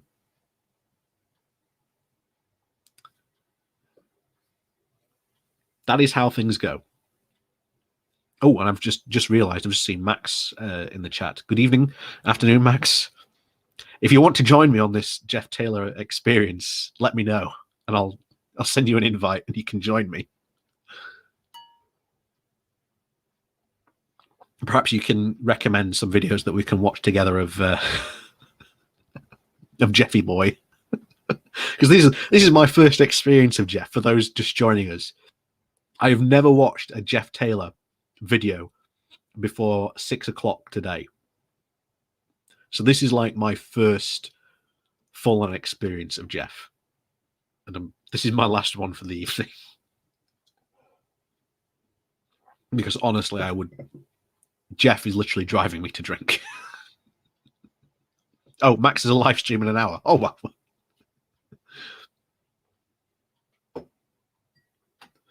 We'll just change over to something more less hard liquor.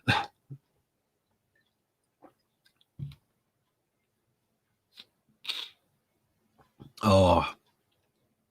So if he's got a tell you what, if Max has got a live stream in an hour, then we'll stop before Max starts live streaming, and then you can all go jump over to Max's live stream. So I can't believe we've been going over 2 hours at the moment.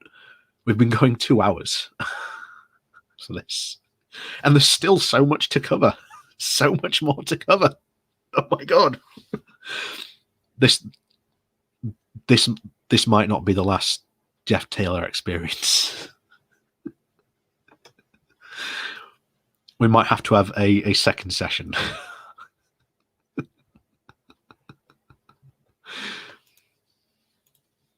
Accept being an outsider. Can they not grasp that the same applies to them where we're concerned? No, the Napoleonic Monsieur Mac... Jeff, you do know that it seems to be the British government, the Brexiteers, who can't seem to accept being a third country, and that all this stuff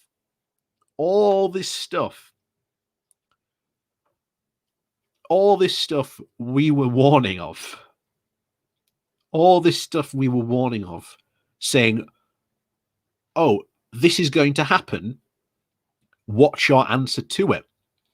And the general response came from the Brexiteers was, Not going to matter. It'll be fine.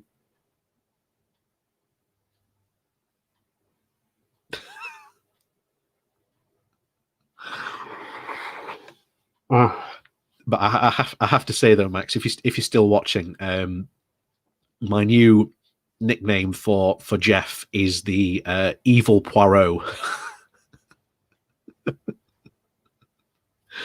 He does look like Evil Poirot. Murder on the Brexit Express. Oh, and for those of you who might be wondering, we are actually speeding Jeff up. This is not his usual talking speed. I had to speed him up because he is so slow. He's so slow. Macron prefers to pick on the little guys as proxies. And I bet a lot of this went on behind closed doors when we were a member of that bloc. So thank goodness for Brexit.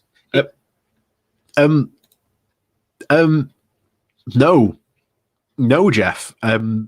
The EU is very, very open about how it conducts its business. For example, just recently, today, the EU had been considering doing a trade deal with China. But of all things, MEPs, that's European members of Parliament, decided not to do it. And so the EU went, okay, we won't do it. But I hear you say, what about, I thought the EU was meant to be run by the president and they got to do whatever they want. I thought they just ignored the MEPs.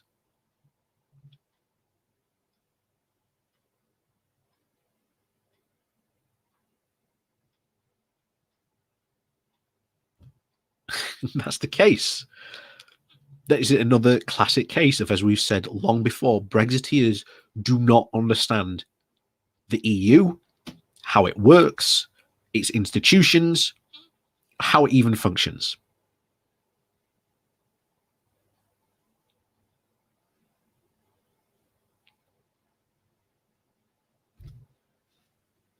But that's how it works.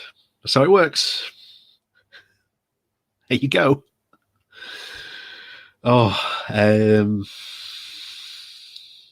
unbelievable. Genuinely unbelievable. But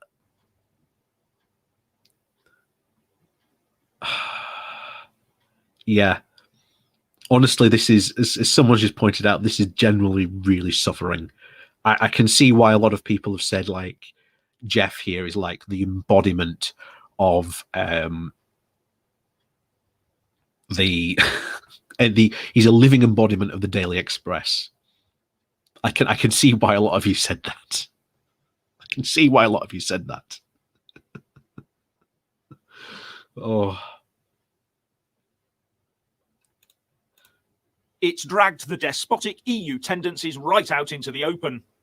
So what are your thoughts on this? Oh, the EU despotic tendencies. Oh. So that's Jeff's take on the current situation of the fishing troubles in the UK.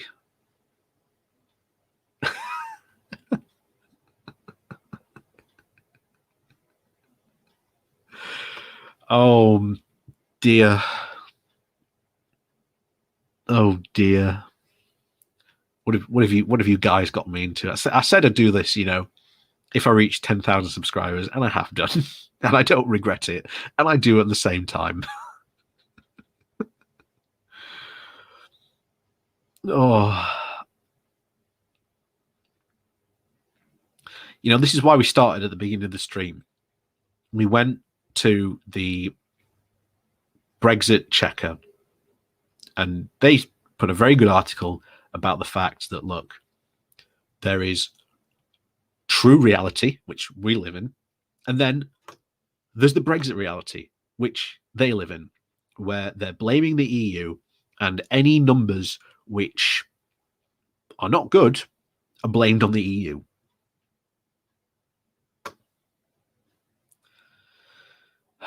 Anyway, let's have a look at what's going on in the chat. Jeff must be fun at parties. That's true. He took his aspiration becoming Brexit Muppet way too literal. Baller Hatman, greetings from Germany for a long-time follower. Hi to you, Derek Bindar. Jeff speaks from a broadcaster from the 30s, 40s. The 21st century passed him by. Jeff has charisma of a doorknob.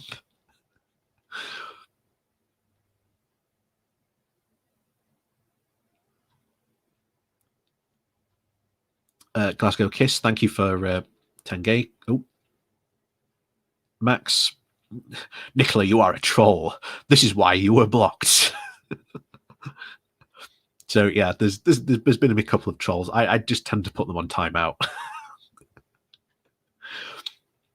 But yeah, I think Max, I've decided a new designation of Jeff Taylor. He is evil Poirot. That is the evil version of that's true Jeff Taylor, evil Poirot, murder on the Brexit Express. Truly an inspiration to us all.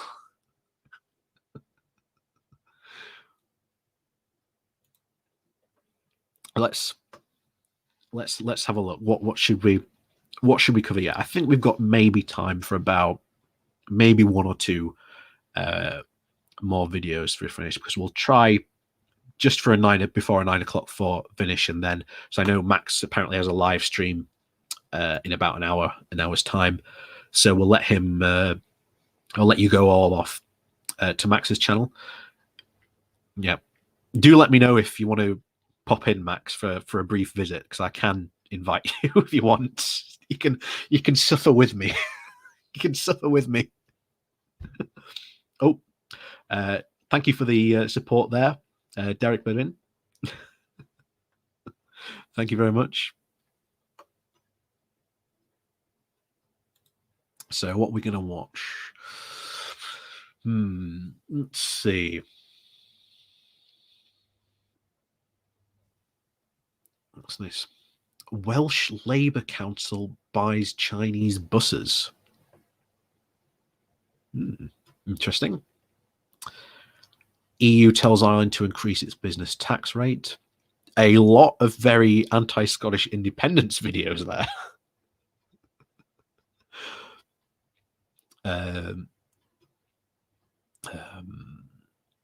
Boris Johnson diplomatic Brexit U-turn.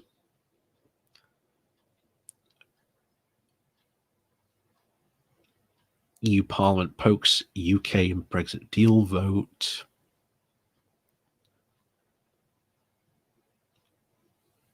Sending pandemic help to India is what foreign aid should look like. There's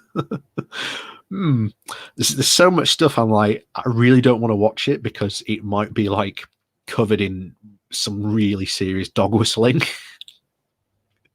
So, and I don't trust Jeff to be honest about that, shall we say?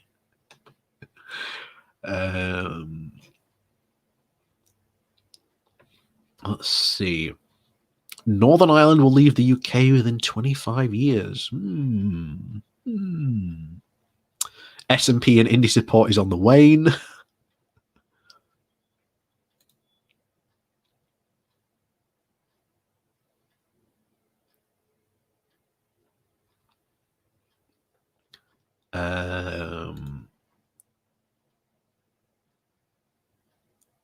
Alex Salmon wants independent Scotland to have its own currency. Well, of course, makes sense. S&P and Epic. He really does not like the idea of Scottish independence. It really does. I was right about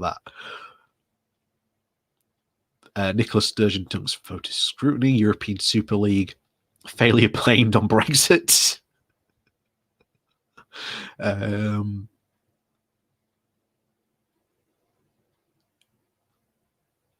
Let's see. Keir Starmer thrown out of pub. Oh, let's cover this because I like I say, I covered this. And Hello. I covered this, and the thing is, it was being followed for all the wrong reasons. It was being covered as if this was Labour voters turn against Keir Starmer. It was not. The landlord, if you watch the full video, was clearly engaging in some anti-COVID denialism. And quite frankly, Keir Starmer gave him more time of day I would have. Not only that, in my comments, I had someone from Bristol come in and say, apparently, there are two co-owners of that pub. And apparently, the other landlord that we didn't see was actually the one that invited Keir Starmer over. So, interesting that. Very interesting.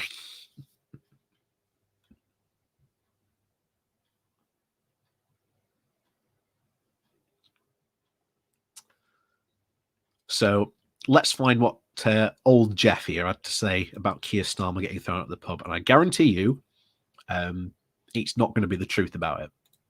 Oh there. Well, Keir Starmer made the news today, but probably not for the reason he wanted.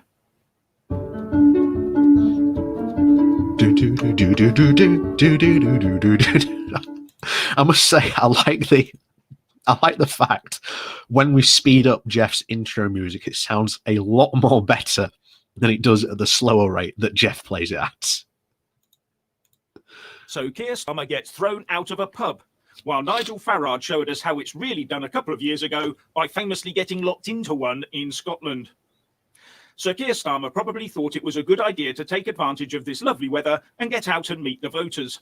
So the Labour Party leader went on walkabout in Bath today, where he was confronted by pub landlord and Labour voter Rod Humphreys, who told Starmer what he thought about his abject failures as leader of the opposition. And that's where I have to stop and start correcting Jeff here, because he did not just address Starmer's failure as leader of the opposition. He addressed him on specifically the problems that he was an anti-vaxxer. And that's what he challenged Labour, Keir Starmer, on. The fact that he said he had failed the UK for standing up to them because, and I quote, we've, quote, buggered our economy because old people are dying.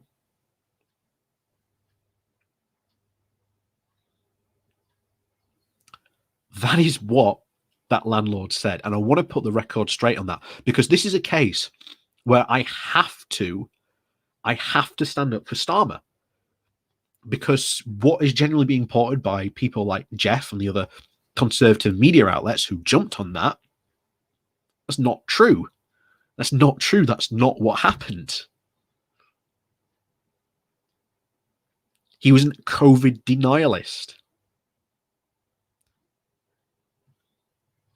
So again, I have to put the record straight on that.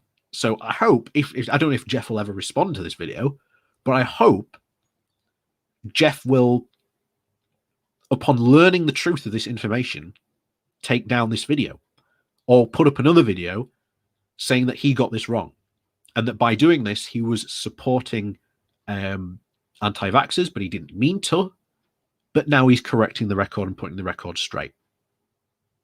I doubt he will, but you never know. Humphreys told Starmer that he was incandescent over Labour's alleged failure to ask what Humphreys called the real questions about the pandemic. And some juicy language flowed as Humphreys said Starmer had failed him. Yeah. Are you going to mention those real questions, Jeff? Because I think that plays into the story. The fact that he said, we've destroyed our economy because only old people are dying. He denied that COVID was as deadly as it is.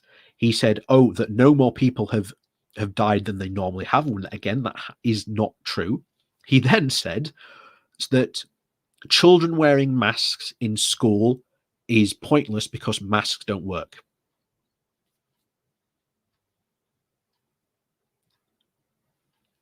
I think you should pay more attention to those opinions, Jeff, other than the fact that Starmer got thrown out.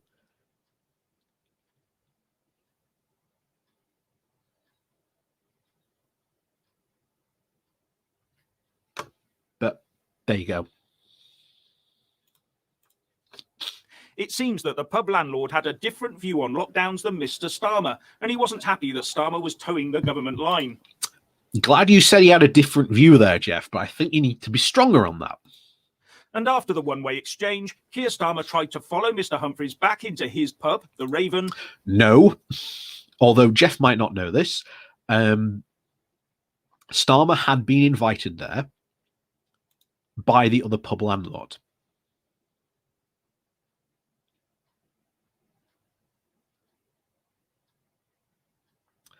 Starmer had been invited there by the other pub landlord. That is why he went inside.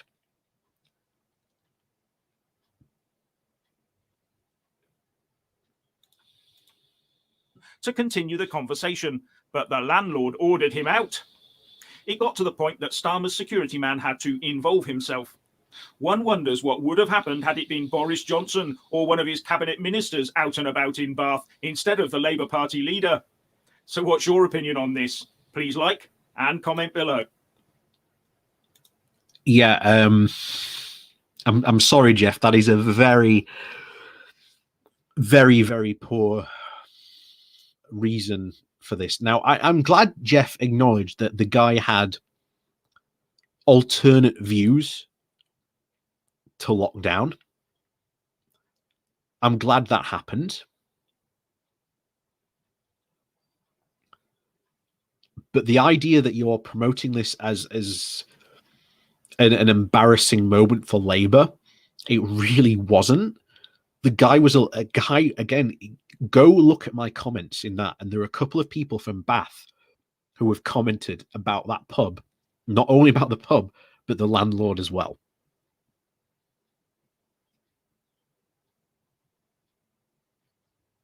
You know, sets it out very, very clearly what a type of the guy that pub landlord was.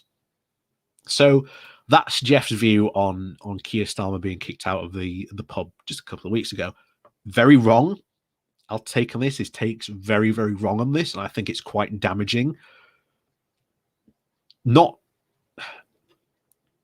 in the way that it's damaging to Labour, but I think it's quite damaging in the way that it adds a lot of platforming to a guy who was very, very clearly an absolute lunatic and an absolute, COVID conspiracy theorist.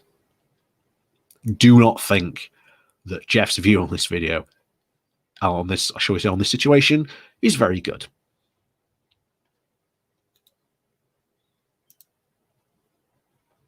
So we've got time for one more video. What shall we do?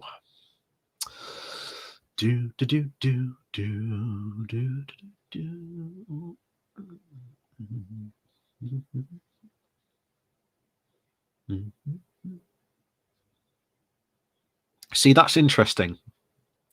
The David Cameron and the stench of lobbying, but I cannot see a single video about Boris Johnson and his lobbying. I wonder why. I wonder why.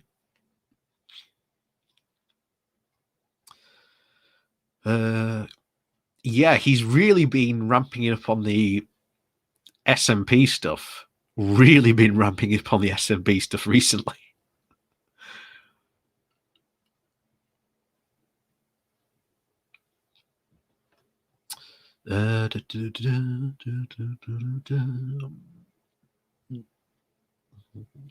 Just looking for a nice, good one we can do. Let's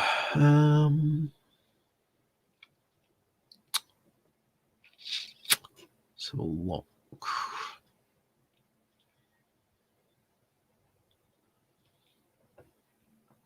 Oh, tell you what, we'll do this one.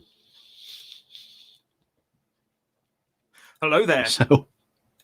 So Jeff here has noticed Count Binface. Count Binface, obviously the clear candidate for Mayor of London.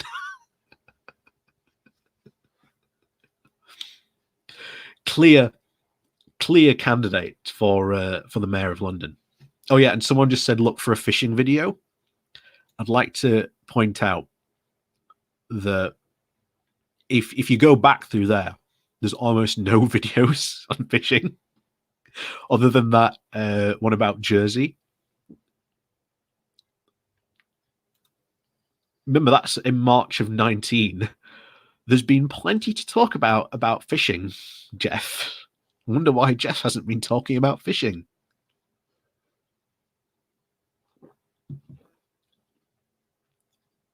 So anyway, we'll go over this video and then we'll finish the stream, and I can let you all run over to Max's stream. You can all join him there, and then remember to tell him what I sent you, and tell him to say hi, and wave and whatnot. Because I think after this, honestly, after this, I need to go play some Warframe. So I won't be watching Max's stream because I need to defoo after this. I need to de-Jeff. So I'm going to go play some Warframe and try and unlock the new frame that they've got over there. Although I am a fan of Gauss or Gauss, depending on how you want to say it. I know DE infamously pronouncing it wrong in different ways, but there you go. Anyway, like I say, hopefully this will be a fun video to finish off with.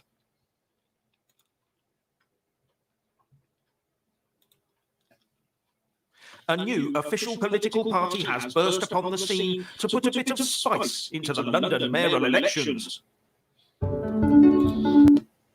Do you think he'll be talking about Lawrence Fox?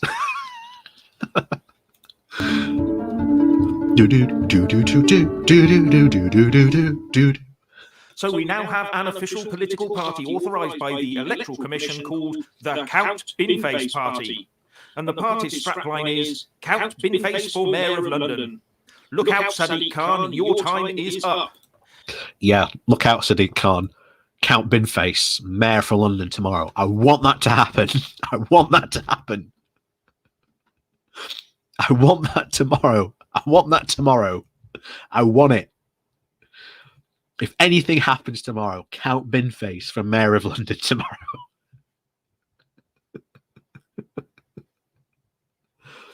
Give me Count Binface or give me death.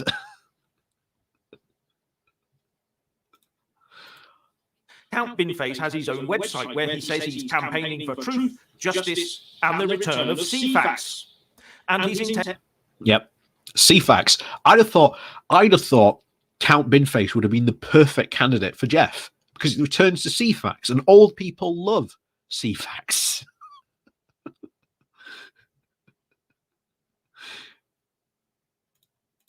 Intent on putting London on the map with his 21-point plan for the year 21 by doing such things as London Bridge to be renamed after Phoebe Waller. Perfectly sensible, policy.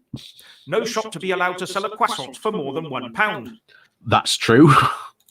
Speakerphones on public transport to be banned. Offenders. Yep, that's true. I perfectly agree with that. To be forced to watch the movie version of Cats every day for a year. London to join the EU. Yep.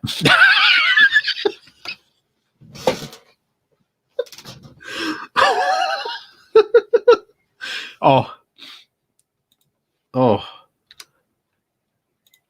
Hold on, I'm snipping that. I'm snipping that. Let me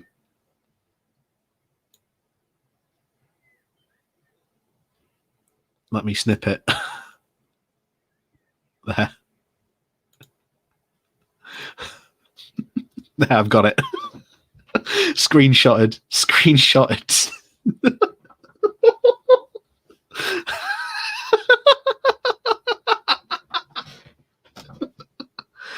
But yeah, he's true. London should rejoin the EU. that would be a fantastic campaign, and then you could get other areas to follow suit. You know, who needs to rejoin the EU in one piece when we can just all rejoin piecemeal? But yeah, again, that is actually a generally reasonable scenario. London does actually need a lot of access to the city. Again, there are a lot of, though there are a lot of EU firms currently there. There are a lot of some seriously consider moving. A lot, because of Brexit, have moved operations over to the EU because of Brexit, namely being warehousing. We know that before Brexit, a lot of companies were seeking out space to fill it. Yeah, turns out that turned out to be true. Yeah, good luck with that. Good luck with that, Jeff. And that absolutely fantastic screenshot.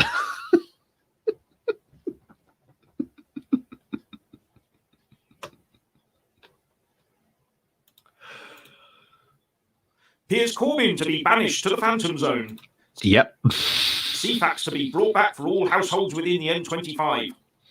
And he's already crossed swords with the PM Boris Johnson in the 2019 general election, garnering 69 votes. Yep. I think, correct me if I'm wrong, I'm not sure how true if this is or not, but I think those 69 votes are technically the highest a joke candidate has ever got. So I'm very interested tomorrow to see how many votes Count Binface actually gets. I'm very interested to see how many he gets.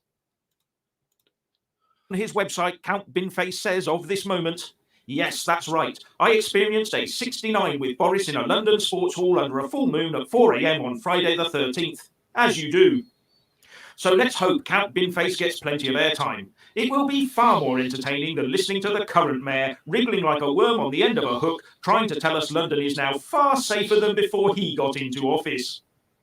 So, would you vote for Count Binface? Please subscribe and like this video." So that's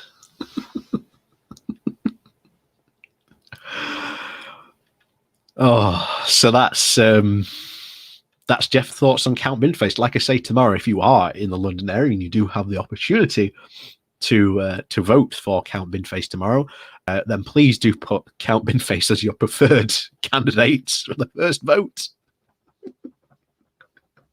So I think that would be very good. Yes, Jeff convinced me to vote for Binface. Yes, that's what I want to see tomorrow. I want to see that happen. Count Binface tomorrow, getting in. Well, not getting in, but getting really close. Because I think he's tied to the Monster Raving Loony Party.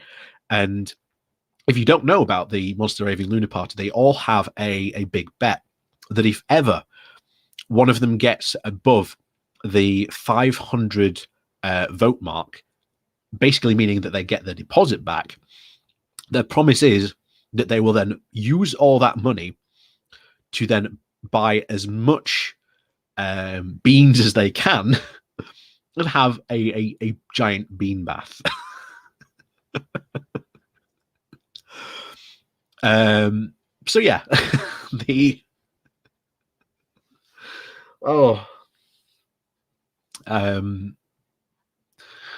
so at least we had some fun at the end there.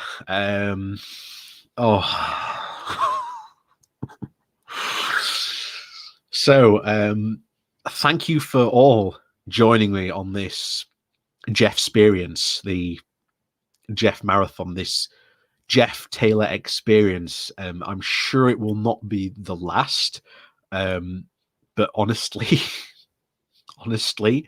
this is one of those things where I think we might visit Jeff on a monthly basis. Because I'll tell you now, it's not something that I would want to do once a week. Like I say, Max has got a stream next, so I will send you all off there. But I've got a D from Jeff. I've got a D Jeff. So I'm going to go play some Warframe. Maybe I'll watch a film. I don't know. I might go watch some Bob's Burgers. I don't know. But I think I might go play some Warframe. Oh, but yeah. Thank you for joining me on this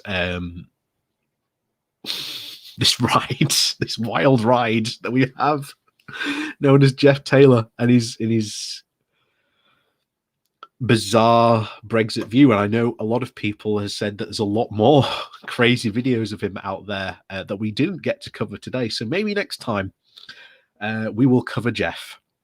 But like I say, thank you very much for joining me. Please do remember to hit that like, share, and subscribe button before you leave. And also down below, there is a link to my Patreon page and a one-off donation link called Buy Me a Coffee, where you can buy me a coffee. And thank you to everyone who does support my channel in this way. Thank you so much. Like I say, thank you so much for getting me this far to 10,000. Like I say, the next goal is 100,000. I want to be more. I want to have more subscribers than Jeff. Oh, pardon me. I want to have more subscribers than Jeff Taylor. That is the aim. That is the, just like the Starship Enterprise, that is my 5-year mission, to boldly go where Jeff Taylor has gone before. So, with that said, thank you all for watching. Please do remember to hit that like and share button on your way out. Thank you all for joining me. It's been an absolutely fantastic experience. I'm sure we will see you all again. Like I say, I do have regular videos coming out during the week. I also have, on Saturday mornings, we have the Good Morning Walk, where we normally do a really nice live stream. It's very chill, very, it's just very chill. We like to see lots of ponies, maybe a bit of cows every so often. But yeah, like I say, do please and come join us for that. But now, go, my children, go, be free of the Jeff. Go to Max's channel and then tell him that I sent you. Make that your first comment. Tell him Bowler Hat Man sent you. So, go, my friends. Oh, thank you very much, Jack Clarissa. Thank you very much for that. Buy yourself a beer, don't worry. I definitely intended. Thank you very much for that support there. Like I say, thank you to everyone else. If I've missed a super chat or anything like that, thank you very much for your support. It's very much appreciated. Like I say, I have terrible ending streams, so thank you all for watching. Go watch Max. See you all soon. We've got some fantastic videos coming up. Fingers crossed, of course, for tomorrow. Get out and vote, regardless of who you're going to vote for. Just get out there and vote. And as always, thank you very much for watching. We'll see you all next time.